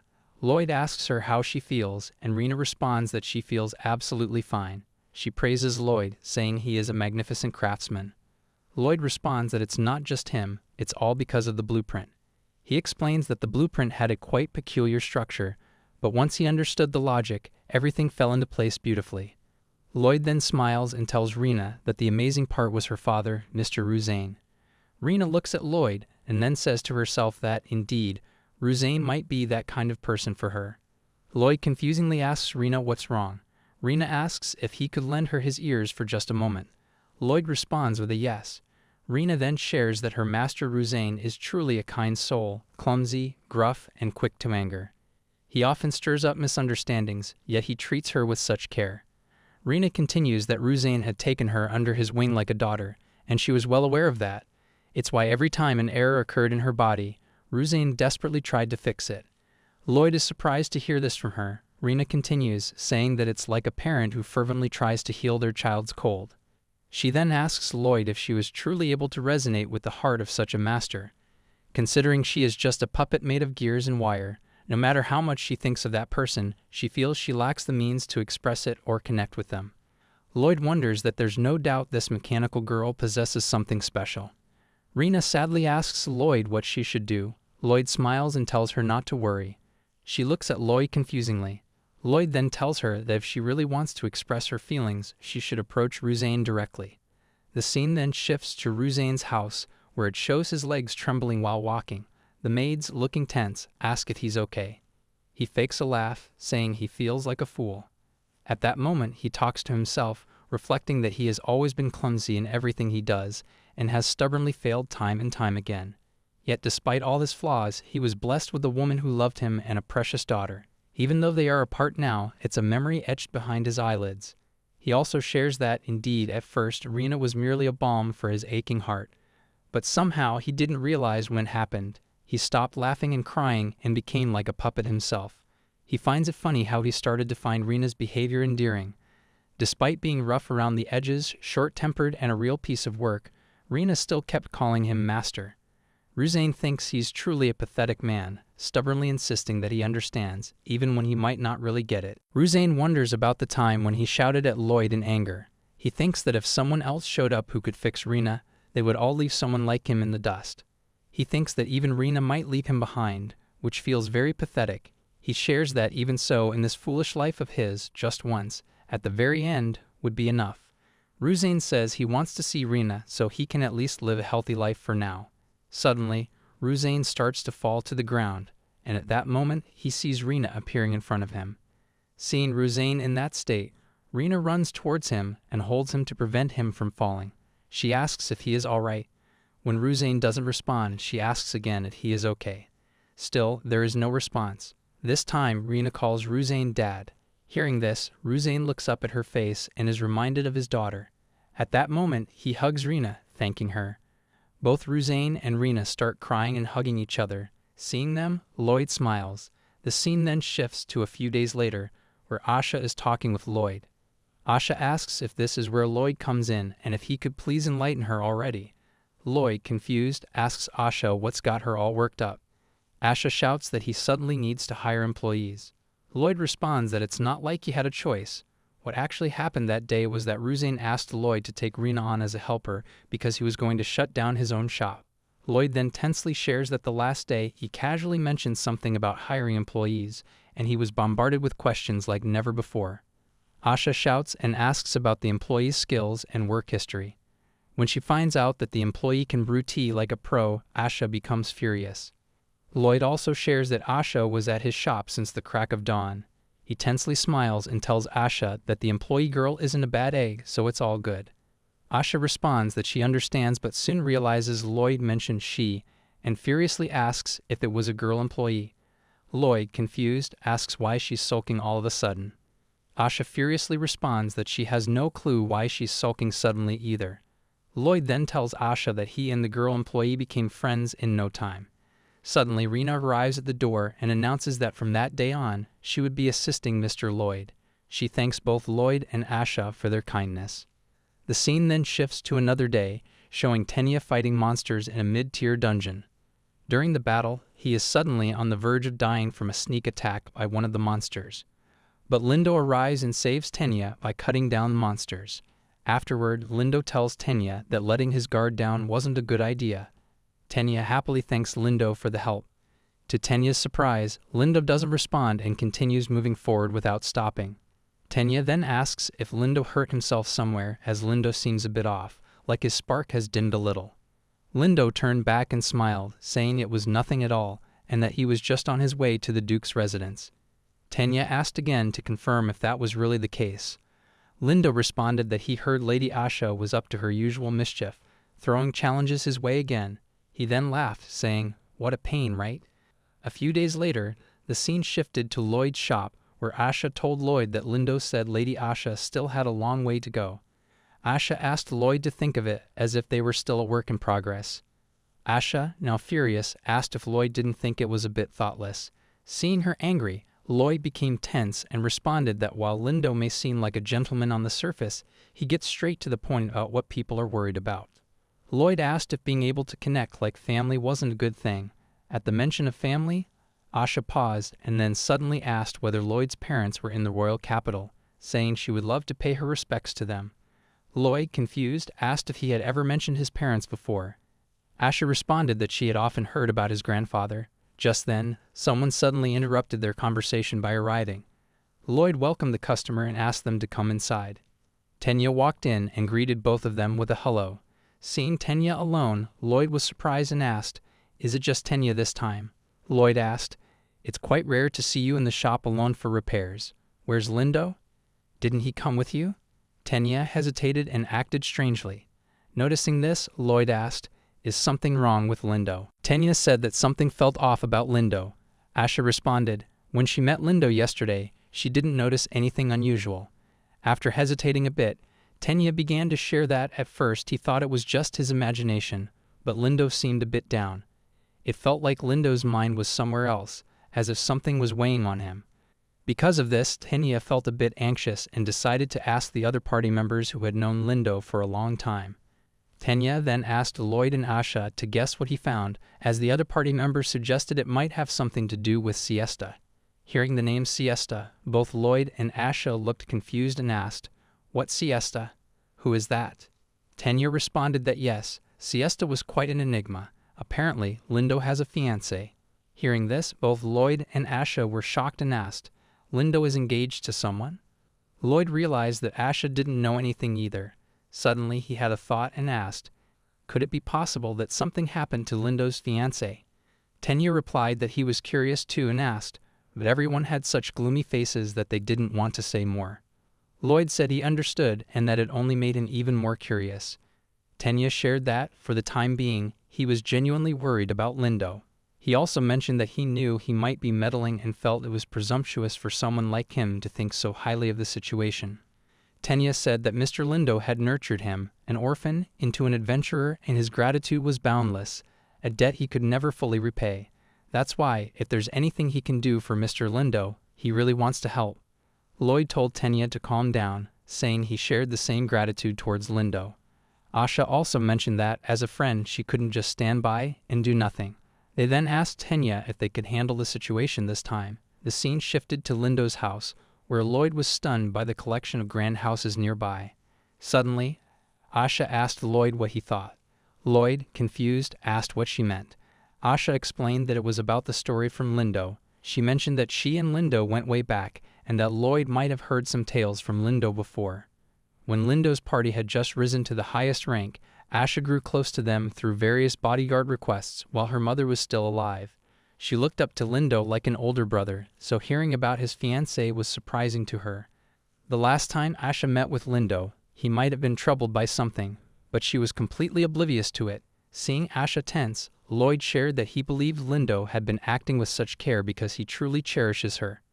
Asha responded that yes, that's indeed true. They both then went inside Lindo's house gate. Seeing them, the maid greeted Asha, saying it had been too long since they last met, and that she was delighted to see her in such good spirits. Asha greeted back. The maid then mentioned that Mr. Lindo was out, and she had a few things to attend to herself, so she apologized for the awkward timing. She then asked Asha if she could wait inside. The maid also mentioned that if it was Asha and her companion, they would need to come this way. Following her inside, Asha and Lloyd found a girl who asked if they were guests. Seeing the girl, the maid addressed her as Miss Siesta. Realizing she was Lindo's fiancée, Lloyd understood who she was. Siesta apologized for not being able to welcome them personally, introduced herself, and said she was at their service. Lloyd then tried to speak but quickly apologized for startling her. Siesta told Lloyd not to worry and that she should apologize for barging in unexpectedly. She also mentioned that if it was about her condition, Lloyd didn't need to worry, as it had been 5 years since it happened and she was completely used to it. Siesta shared that she had heard plenty about both Lloyd and Asha from Lindo, who cherished them both. She also mentioned that Lindo always spoke highly of Lloyd, saying he was quite a skilled man. Lloyd responded that his success as a repairman was due to Lindo's invaluable support. Siesta asked Lloyd not to be so modest and mentioned that it seemed Lindo didn't have any special plans with them for the day. Lloyd then mentioned that he had recently heard whispers that Lindo had been acting a bit unusual. Asha added that she just wanted to help as a friend and came on a whim, without making any promises. Siesta sadly responded that she understood now. After being together for so many years, she hadn't even noticed the changes in Lindo. She felt it was probably true, and that it was all her fault. Asha, confused, asked if it was because of Mrs. Siesta. Siesta then explained that she was originally part of Lindo's party. She joined because she admired him as he began to rise through the ranks as an adventurer. At first they were just rival frontliners often clashing, but before long that feeling transformed into respect and then blossomed into something more. The scene then shifted to the past, where Siesta told Lindo that if they conquered the next day's quest, they would finally reach their dream of becoming an SS-rank party, which was uncharted territory.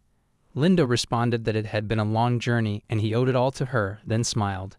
Hearing this, Siesta felt flustered and blushed. Their friend Jack asked if they were flaunting it again and suggested they just tie the knot already. Siesta, angrily, told Jack to shut up and spare her the lovey-dovey chatter while they were on a quest. Jack laughed and responded that there was no way he would ever do that. At night, Siesta approached Lindo and asked for his forgiveness for bothering him at such a time. Lindo then said that he couldn't shame her this time.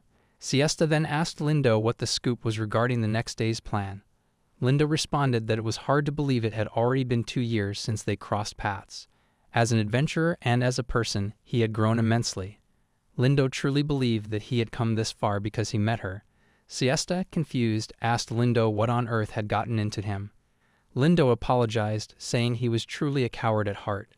When faced with the woman he adored, he became utterly indecisive. He then asked if it was terrifying, the thought of possibly losing her.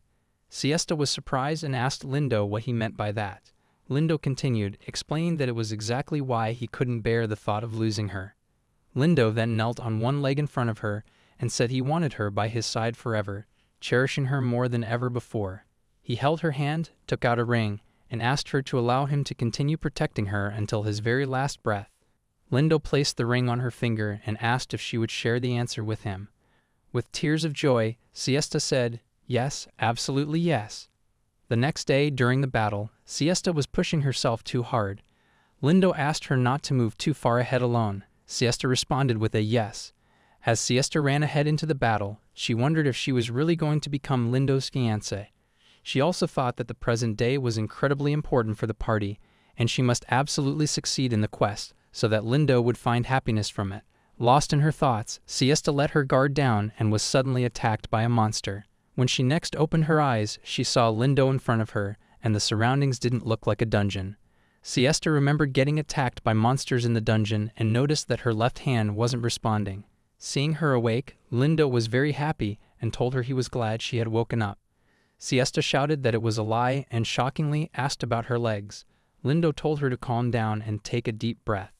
Despite Lindo's reassurance, Siesta remained in shock and asked about her arms and hands, questioning where they had gone. After learning the full extent of her injuries, she began crying. Lindo hugged her for emotional support. The scene ends with a broken ring placed on the table. After hearing everything from Siesta, they left the house. At that time, Lloyd was reflecting on how he had no idea that Mr. Lindo and Mrs. Siesta carried such a burdensome past. Suddenly, Lindo arrived and was surprised to see Asha and Lloyd leaving his house. He asked if they had met with Siesta. Lloyd responded that he had heard from Tenya that Lindo had been feeling down lately, so he came by without making any promises or arrangements. Lindo was about to say something to both of them, but before he could, Lloyd apologized for prying into his life. Lindo responded that he should be the one to apologize because he didn't want to worry Asha and Lloyd. Lloyd, confused, asked Lindo what that meant. Lindo then showed Lloyd the broken ring and explained that it was the ring he had given to Siesta. Lindo asked if it was just pitiful and admitted that he was still struggling to make a decision. Lindo also shared that he couldn't protect Siesta back then, and he had pondered endlessly about what he could do for her and what was truly best for her. Yet he found himself paralyzed, unable to make a decision. In all this murky limbo, Lindo kept Siesta close by his side. He also mentioned that Siesta's birthday was coming up, and he felt so inadequate. Finally, he asked if it was really okay for him to propose to Siesta again. Lloyd shouted that this wasn't the Lindo he knew and asked if this was truly what was best for Siesta. He added that it seemed like nothing more than Lindo's ego. Lloyd then admitted that it might be rude for an outsider like him to say this, and he wasn't sure how to express it. He then asked Lindo, setting aside notions of atonement or responsibility, if the one thing he really wanted to convey to Siesta was his true feelings. Lindo hesitated to respond. Seeing this, Asha stood up and angrily asked how men could be so indecisive at a time like this. Asha also shared that since they were his friends, this was the actual time when Lindo should seek advice. She urged Lindo to look up and see who they had with them, the one and only master repairman. After saying this, Asha winked at Lloyd, who smiled in response. The scene then shifted to Ruzane's house, where Ruzane said he understood that Lloyd was talking about prosthetic arms and legs. Lloyd shared that he would love to learn how to craft prosthetic arms and legs that could move freely. At that moment, he wondered if repairing a ring wasn't as daunting as it seemed. The most crucial part was the condition of Siesta's body that they had lost. Ruzane, a little tense and frustrated, mentioned that he thought they were off that day. Lloyd apologized, saying he could only think of relying on Ruzane for this situation. Ruzane asked Lloyd if he wanted to save that little lady. Lloyd responded with a yes. Ruzane then shared that from their side, there was no reason to refuse it. They just needed to convince Siesta. Lloyd, confused, asked if that was all, thinking it seemed easy. Ruzane responded that it wasn't the only problem they faced. The tricky part was Siesta's own feelings, as even if deep down she wished for something true, it would still be complicated. Ruzane explained that it's part of human nature that someone can't easily spill their guts. He also mentioned that he felt that sting all too well, and for a twisted soul like his, it's a whole different story. Ruzane added that gentle souls must suffer the most and asked Lloyd to help start alleviating that anguish. Afterward, Lloyd returned home and reflected on Ruzane's words about freeing Lindo and Siesta from their suffering. Lloyd told Asha that, first and foremost, he needed to inform Lindo and Siesta that the arrangements for the prosthetic arms and legs were in place. He then asked Asha if she was curious about what Ruzane had said. Asha responded with a yes. Lloyd then shared everything Ruzane had said to him, explaining that while Ruzane was forceful with his words, the matter was deeply rooted in both Lindo and Siesta's hearts.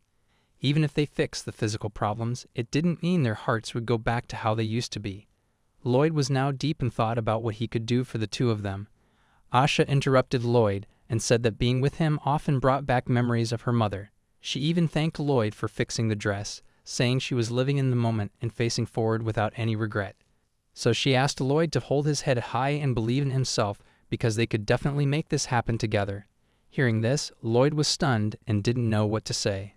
Asha told Lloyd again not to try to solve this on his own, as she also knew a thing or two about a woman's heart. She then asked Lloyd to hurry up and headed towards Lindo's house. Lloyd responded with a yes. The scene then shifted to Lindo's home, where Lloyd and Asha had just arrived. They were shocked to see Siesta and Lindo shouting at each other, looking like they were fighting. Lindo shouted and asked Siesta why she had a sudden change of heart. Siesta responded that it was perfectly fine and to just leave her alone. Lindo shouted back that he couldn't leave her all alone like this. Siesta asked Lindo to stop, saying there was nothing more to discuss. Suddenly, Lloyd interrupted, asking what had happened between the two of them and urging them to calm down. Lindo was stunned to see Lloyd and Asha at his home. Out of nowhere, Siesta started crying, which made Asha and Lloyd even more tense and confused. Lindo explained that he had just mentioned fixing the ring to Siesta, and she suddenly said she was going to leave. At that moment, Asha apologized to Lloyd and asked him to step outside with Lindo for a few minutes. Lloyd looked at Asha confused. Asha told him to leave things to her. After they had left, Asha apologized to Siesta for the situation, saying she was sorry for everything. Siesta responded that it wasn't true at all. She was already fine with it because being with her would only bring Lindo misfortune. Asha was surprised to hear this. Siesta also explained that it was because she had become unable to have children, and since Lindo adored kids, taking that dream away from him was tearing her apart inside. Asha didn't know what to say and just listened. Siesta shared that she had been incredibly happy, more than she ever could have imagined. She said that every moment she spent with Lindo at the party and every second they had shared as lovers meant everything to her. Siesta told Asha that she loved Lindo more than anyone else in the world. So Siesta didn't want to be a burden that would weigh him down in the future. That's why she had said she would leave Lindo's house. At that moment, Asha stood up and hugged Siesta, saying that Siesta was mistaken. She asked if Siesta said that for Lindo, but wondered if Lindo's feelings were truly there and if Siesta really desired this for herself. Siesta responded that she couldn't find happiness unless Mr. Lindo was happy. She just couldn't be happy otherwise. Asha then told Siesta that if that was the case, there was no need to hold back any longer. Siesta, confused, asked why. Asha explained that her mother had once spoken about this during her lifetime. Miranda had asked Asha's father if marrying a sickly person like her brought him happiness. Siesta became curious about how Asha's father had responded to that question. Asha shared that her father had said that simply walking through life with her mother by his side filled him with joy and made the world sparkle before his eyes. Even if challenges came their way, Asha said there was nothing they couldn't overcome together. She smiled and told Siesta that she believed Siesta should be true to her own feelings.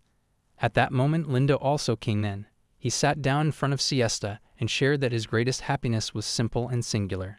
Siesta apologized for keeping him waiting for so long and taking full advantage of his kindness, saying she was truly sorry. To her surprise, Lindo took her hand and said that, for him, the pinnacle of joy was being with Siesta. Lindo then asked if Siesta would spend the rest of her life with him, just as he was. Siesta, overjoyed, responded with an enthusiastic okay, affirming that she absolutely would. A few days later, at Lindo and Siesta's wedding, Asha told Lloyd that she was starting to feel butterflies in her stomach. Lloyd, feeling tense, asked Asha why she was getting all stiff. She responded that the day was unlike any other. She also pointed out that Lloyd had been burning the midnight oil these past few days.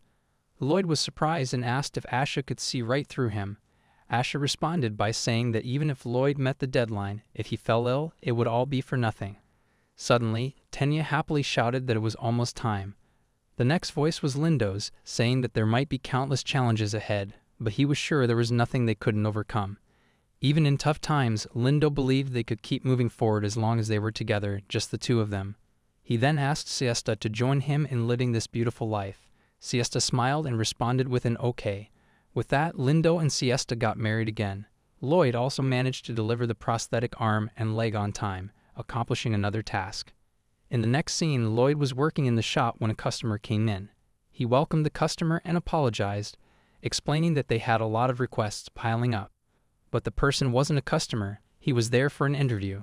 Lloyd conducted the interview and ultimately agreed that the man was the best repairman in the royal capital. At that moment, Rena told Lloyd that she would handle the shop so he could return to his work. Lloyd happily thanked Rena, saying she was a lifesaver. After that, while working, Lloyd shared that it had been a month since Lindo and Siesta's wedding, and the number of customers had really increased compared to before. Time just flies by every single day, and with that said, they still had a long way to go. Lloyd knew he needed to push himself even harder. Suddenly, the door to his room opened, and a boy came in shouting, asking if he was Lloyd. Lloyd, confused, asked, "Sorry, what?" The boy, introducing himself as Priam, begged Lloyd not to make him his apprentice. Lloyd wondered what was going on. Lloyd then had Priam sit on the sofa and offered him tea. As he did, Lloyd wondered if Priam had just called him a disciple a moment ago. Lloyd then asked what made Priam want to be his apprentice. Priam responded that there was something he really wanted to fix. Lloyd said that in that case he would handle the repairs himself.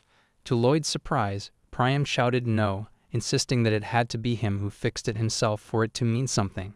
He pleaded with Lloyd again to make him his apprentice. Seeing Priam's determination, Lloyd agreed and said he wasn't sure how much he could help, but he was in. Lloyd then asked Priam if he was ready to start working right away. The scene shifted to a later time when Asha entered the shop. Noticing Priam, she asked Lloyd if he was the kid everyone had been talking about. Lloyd responded with a yes and asked Asha to go and befriend Priam. Asha agreed but noted that Lloyd seemed very enthusiastic about Priam. Lloyd looked toward Priam and said that Priam was truly in the zone. He shared that he thought Priam was particularly skilled and had been getting it his all since day one. At this rate, Priam should be mastering the basics in no time. Still, Asha asked if it was really a good idea. Lloyd, confused, asked what she meant. Asha responded by asking if Lloyd had never truly intended to take on a disciple. Lloyd replied that he felt there was something familiar about Priam. Plus, Priam was incredibly earnest, and Lloyd really wanted to believe in him. Asha, smiling, went inside to befriend Priam. She asked him if they could take a break and enjoy some tea together. Priam didn't respond. Asha, confused, asked Priam if he could hear her. When there was no reply, she greeted him again. Priam then responded that he could hear her and asked her to be quiet already. Asha and Lloyd were stunned. Lloyd, feeling tense, wondered what had just happened as he couldn't believe it. Priam told Asha not to bother him with her endless chatter, saying it was very annoying. Priam also said that practice was key and that Asha was just a distraction. He warned her not to even think about talking to him. Shocked, Asha silently left the room. After coming out, Asha furiously shouted at Lloyd, saying his disciple left much to be desired. Lloyd managed to calm her down, but he was now worried about what might come next. Lloyd went to Priam and suggested that since it was getting late, they could pick things up the next day.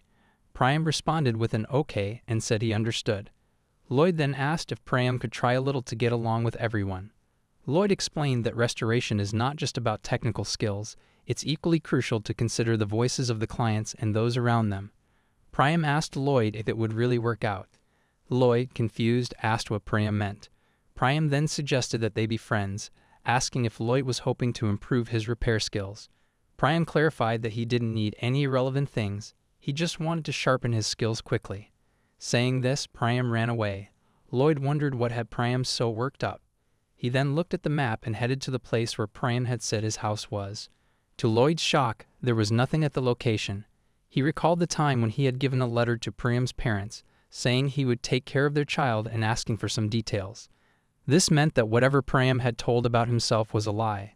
Lloyd realized that before digging into the details, he needed to find the place first. He then spent the next 3 hours searching continuously. Feeling fatigued after hours of searching, Lloyd decided he should talk to Priam directly the next day. Suddenly, he heard the sound of someone fighting or debating with another person. When Lloyd looked, he was surprised to see that it was Priam. He realized that Priam was debating with his own mother. Priam's mom shouted that she had told Priam countless times that she never wanted to see that man's face again, as it brought back all those painful memories. Priam responded that it might be true and pleaded with her to give his dad one more chance. Priam's mom told him to go home, as she absolutely refused to meet that man. Hearing this, Priam became emotional, started crying, and ran out of the house. Lloyd felt hesitant about digging into Priam's circumstances, but having come this far, he couldn't let it be. The scene then shifted a few minutes later, where Lloyd had arrived at Priam's father's house. When Lloyd pressed the doorbell, Priam's father opened the door and asked if Lloyd was a friend of Priam. Lloyd responded, "Not really." Suddenly, Priam's voice came from inside, asking why Lloyd was at his home. Seeing Priam, Lloyd felt tense. Priam shouted, asking where Lloyd had come from and what he wanted. Priam demanded to know Lloyd's goal and shouted at him to get out of his house. Priam's father shouted at Priam, demanding to know how he could treat a guest like that. Priam told his father to be quiet, then ran out of the house. Lloyd apologized to Priam's father for the sudden visit and then introduced himself, explaining that he worked as a repairman and had recently been teaching young Priam the ropes of the trade. Priam's father introduced himself as Alphonse. At that moment, Lloyd recalled something from earlier. Alphonse then said that Lloyd was right, as he had been wondering if Priam had been up to something lately. And it seemed Lloyd was correct. Alphonse then began apologizing to Lloyd, fearing that Priam might have caused him trouble. Alphonse also mentioned that Priam could be quite stubborn. Once he was set on something, he wouldn't budge, which must be quite a challenge. Lloyd started to say something in response but soon hesitated. Alphonse started laughing and told Lloyd there was no need to hold back, as he was still Priam's dad. Lloyd then began talking about Priam. Alphonse suggested that since they were chatting, they could take a stroll to the nearby park if Lloyd had some time. The scene then shifted to a few minutes later in the park, where Lloyd and Alphonse were sitting on a bench talking. Alphonse admitted with some embarrassment that he and his ex-wife Aine were divorced, and the root of it all was his struggle with alcohol and violence. He also shared that he knew it sounded like an excuse, but back then, he made a huge mistake at work and ended up losing his job. He drowned in booze, living a life of utter self-indulgence. Alphonse said he wanted to make it crystal clear from the start that Priam had nothing to do with his divorce from Aine. He explained that Priam, as a poor child, had to witness his foolish father bickering with his mother almost every single day during his childhood. Alphonse admitted that he couldn't help but feel deep regret. Lloyd, confused, asked what this had to do with Priam. Alphonse responded that he guessed, though it might be a stretch, that Priam believed the reason for his divorce from Aine lay within himself. Upon hearing this, Lloyd confusedly asks, "What?" Alphonse responds that he originally served in the royal capital, though he might not seem like it now. Coming from a common background, he faced quite a bit of hardship. But he had things worth protecting, so he worked hard and steadily climbed the ladder of success. However, some envied his rise, even though he wasn't noble. Because of a tiny mistake, he was kicked out of his job in the blink of an eye. That's when everything started to spiral out of control. The scene then shifted to the past, where Alphonse was drinking beer. Seeing this, Ain said, "Enough is enough." Alphonse shouted, "Shut up," and asked Ain that what did she know about it. Ain tensely asks Alphonse what had happened, saying that since they were family, he could at least talk to her a little. Alphonse responds by asking her to just let him be, as he needs to deal with it on his own. Priam overheard the entire discussion. One day at home, Priam saw a box and, upon opening it, found a clock inside. He was amazed by its appearance. He was standing on a chair at that time, and by mistake, the box with the clock fell to the ground and the clock broke. Hearing the noise, Alphonse came in and angrily shouted at Priam, asking what on earth he was doing. Priam tensely apologized to Alphonse, but to his surprise, Alphonse got even angrier and came at him, ready to hit him. Priam started crying.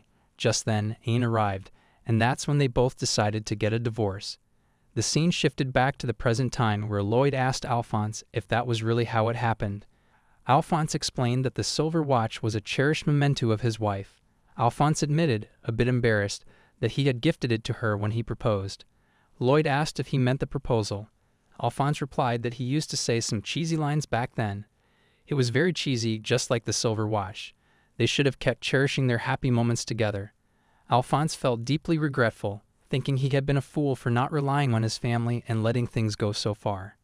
Alphonse also shared that he was drowning in regret every day, a feeling that never seemed to end.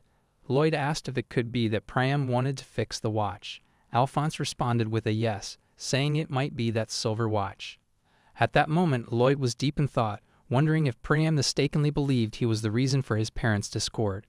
So the reason Priam was so fixated on mastering repair skills was to restore his family's bond, right? Thinking about this, Lloyd remembered his own childhood, when his father and grandfather constantly fought over him. Lloyd became lost in deep thought and even started tearing up. Noticing this, Alphonse asked Lloyd what was troubling him as he looked a bit pale. Lloyd came back to his senses and apologized for being lost in thought. Lloyd then told Alphonse that there was only one thing he wanted to ask, what was going on and what Alphonse's thoughts were on the situation. The scene then shifted a few minutes later to Priam's room. Lloyd entered and asked Priam what it was supposed to mean. Seeing Lloyd, Priam asked if he was really still around. Lloyd told Priam that he had to twist his father's arm a bit and that he just wanted to have a chat with him, just the two of them. Lloyd then asked Priam if he would mind if he sat beside him. Priam responded by saying Lloyd could do whatever he wanted.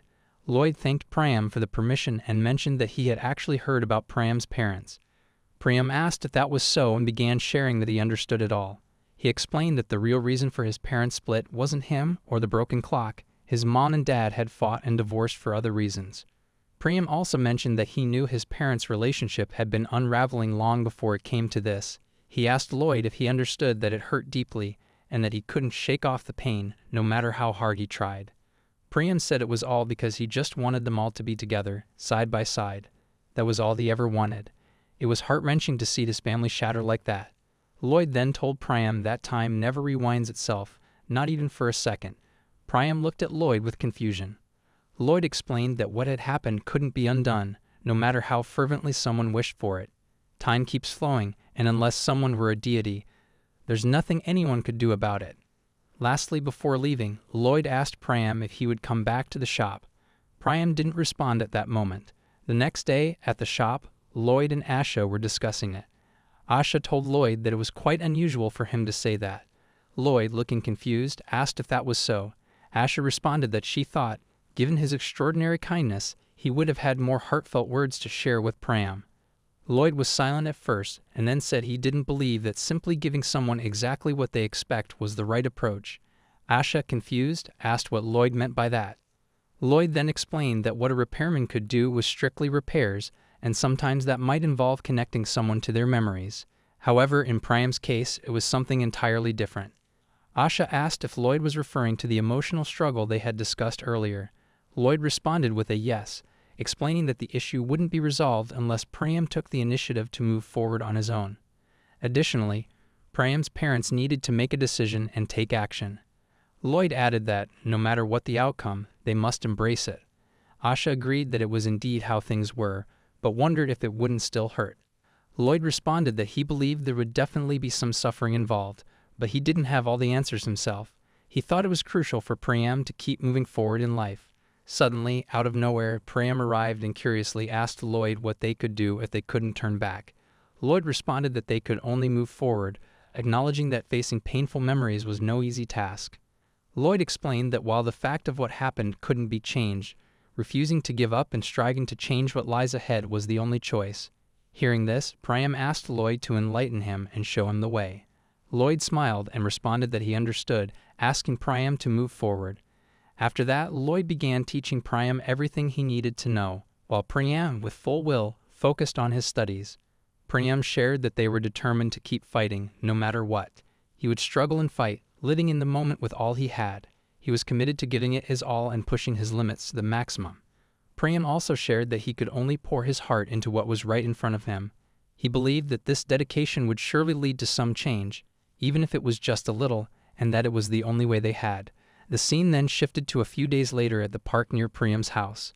Alphonse was sitting on a bench, wondering why Priam had called him out of the blue to discuss something in a place like this. Suddenly, Ain arrived and asked Alphonse who he was. When Alphonse looked up, he was surprised to see Ain standing in front of him. Alphonse suggested that standing around was a bit awkward, so they should chat for a bit. Ain agreed and sat beside him. She then asked Alphonse how Priam was doing. Alphonse responded that Priam was doing well and had found his passion, honing his skills as a repair artisan. Ain was very happy to hear this and said it was truly wonderful news. Alphonse noticed her tearing up and remarked that it really was something, wasn't it? Ain then shared that she just wanted to say she was truly sorry for what happened back then. She knew he was struggling at work, wearing that pained expression. She was so wrapped up in her own issues that she didn't think about him or Priam and didn't bother to listen properly. Hearing all that, Alphonse shouted, no. He insisted he was the one to blame because he bottled everything up and lashed out at her with cruel words. He told her she didn't need to feel guilty. Ain shouted that it wasn't just that. She didn't think about Priam at all and ran away, shoving all the responsibility onto him. Alphonse shouted back that it was a burden he should bear. Ain said again that she knew he was truly a kind soul, so she bet even now he was trying to shoulder it all alone, just like before. Suddenly, Priam's voice came, asking, Mom and Dad have been through so much pain, haven't they? Both were surprised to see Priam there. Priam shared that he knew he had kept them waiting for quite a while. He tried his best and understood that things wouldn't go back to how they were. But he was determined to take even a tiny step forward. It was something his master taught him. All he wished for now was that the two of them could find happiness from here on out. Priam then showed the watch he had broken in the past, now repaired by him. Holding on to that dream tightly, he started crying. Seeing this, both Ain and Alphonse were flustered. Alphonse said that Priam was really something special. They both then ran to Priam and hugged him. Meanwhile, Lloyd, watching from a distance, looked up at the moon and smiled, feeling happy. In the next scene, Lloyd and Asha were talking with each other. Asha told Lloyd that, honestly, she couldn't believe he had handled it all so well every single day. Lloyd, surprised, asked if she was serious. Asha then shared that she heard from Lady Fran that there might be another request coming soon. She also mentioned a bit more about it, prompting Lloyd to ask, confused, if he had guessed correctly. Asha responded with a yes, saying that Lloyd had been summoned by His Majesty. Lloyd smiled, but deep down, he wondered how Asha could say it so casually when it was a monumental task they were facing. Last time it was a scripture, but Lloyd wondered if it was another historical restoration this time. Suddenly, someone came into his shop and rang the bell, prompting Lloyd to welcome the customer. Seeing the girl, Lloyd confusingly asked who she might be. The girl greeted Asha without responding to Lloyd. Asha told Lloyd that the girl standing in front of them was Miss Annis. Annis mentioned that she was the maid exclusively for Lady Fran and then greeted Lloyd as well. Lloyd introduced himself as the owner of the shop. Annis first apologized for interrupting them and then explained that she had brought a letter of request from His Majesty, the King. The next scene shows the kingdom, where King Torn Elta apologizes to Lloyd for summoning him suddenly. Lloyd responded that he was truly honored to be called upon by the king. King Torn Elta then asked if he might trouble Lloyd for a favor. Lloyd agreed, though deep down he wondered if it was more than just a request for repairs. Lloyd suspected it might involve something more than just repairs. King Torn Elta then showed Lloyd a letter. explained that it was addressed to the lord of a remote territory. He mentioned that he had been eager to share it, but given his ripe age, he found himself unable to do so. Lloyd took the letter and asked if he might have the honor of viewing it. King Torn-Elta responded affirmatively. As Lloyd started reading, he wondered that while it did resemble a letter, the details were fuzzy and the writing was so faded that it was hard to read. It seemed to have been penned ages ago.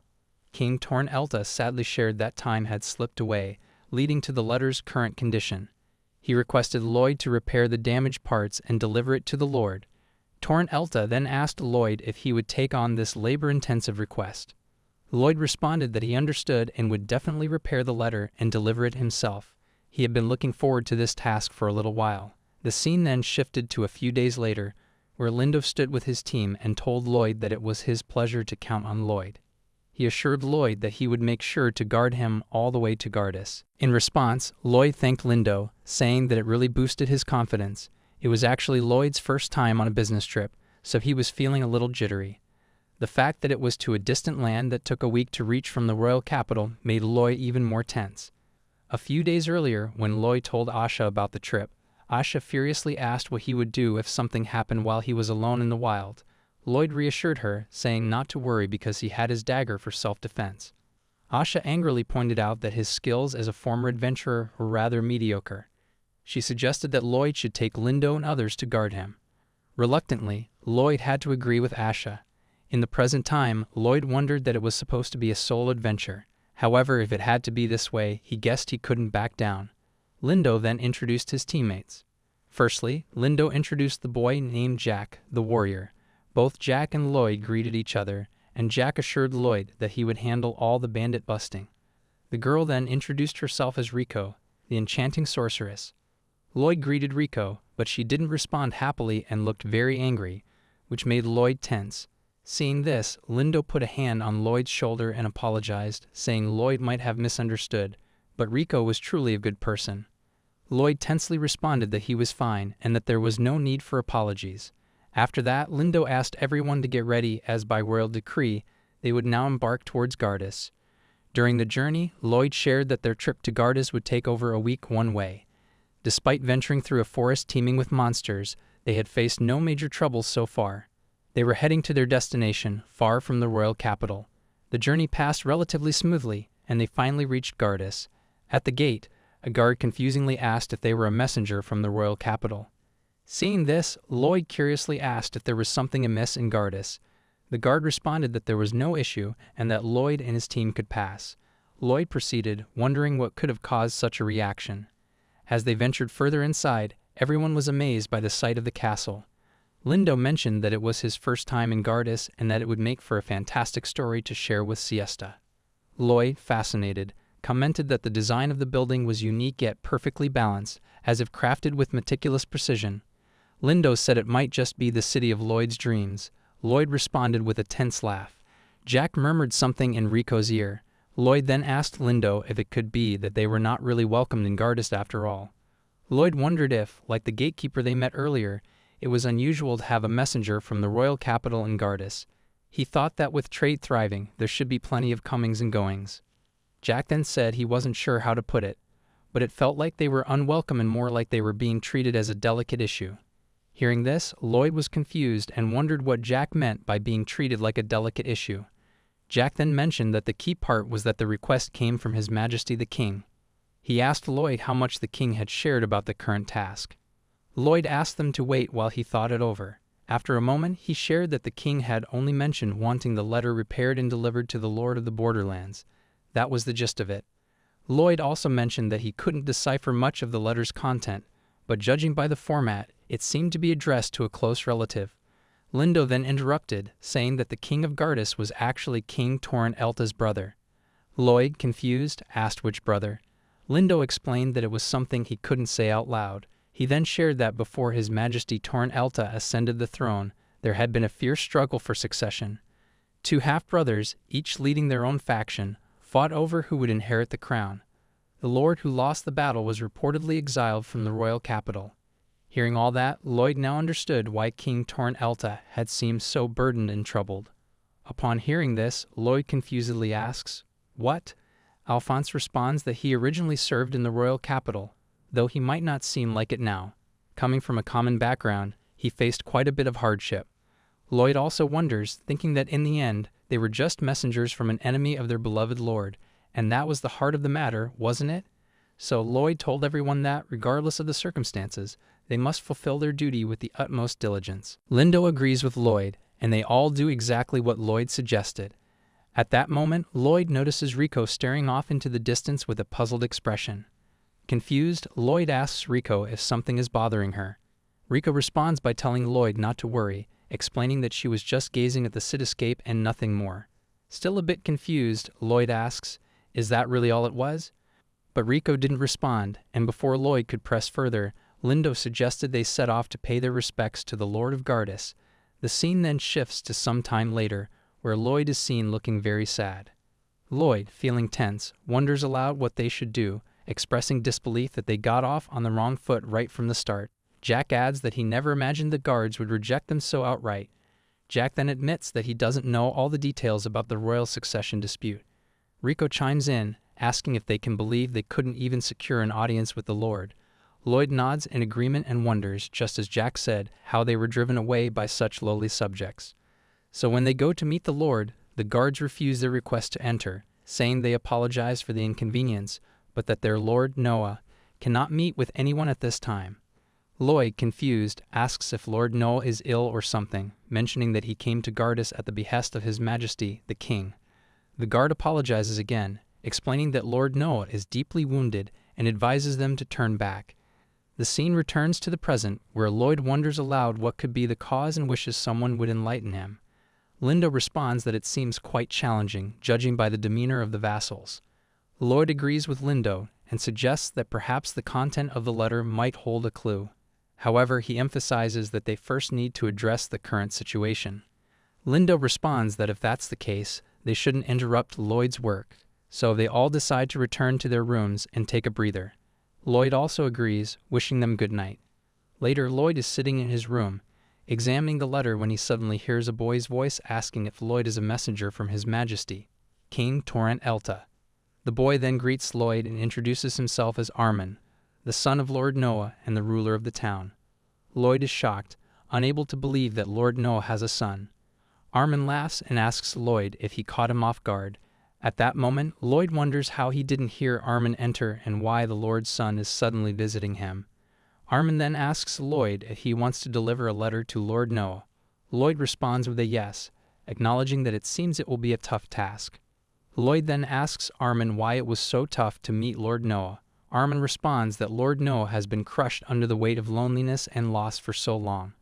Armin then begins to share that, several years before he was born, his father, Lord Noah, became entangled in a ruthless battle for the throne.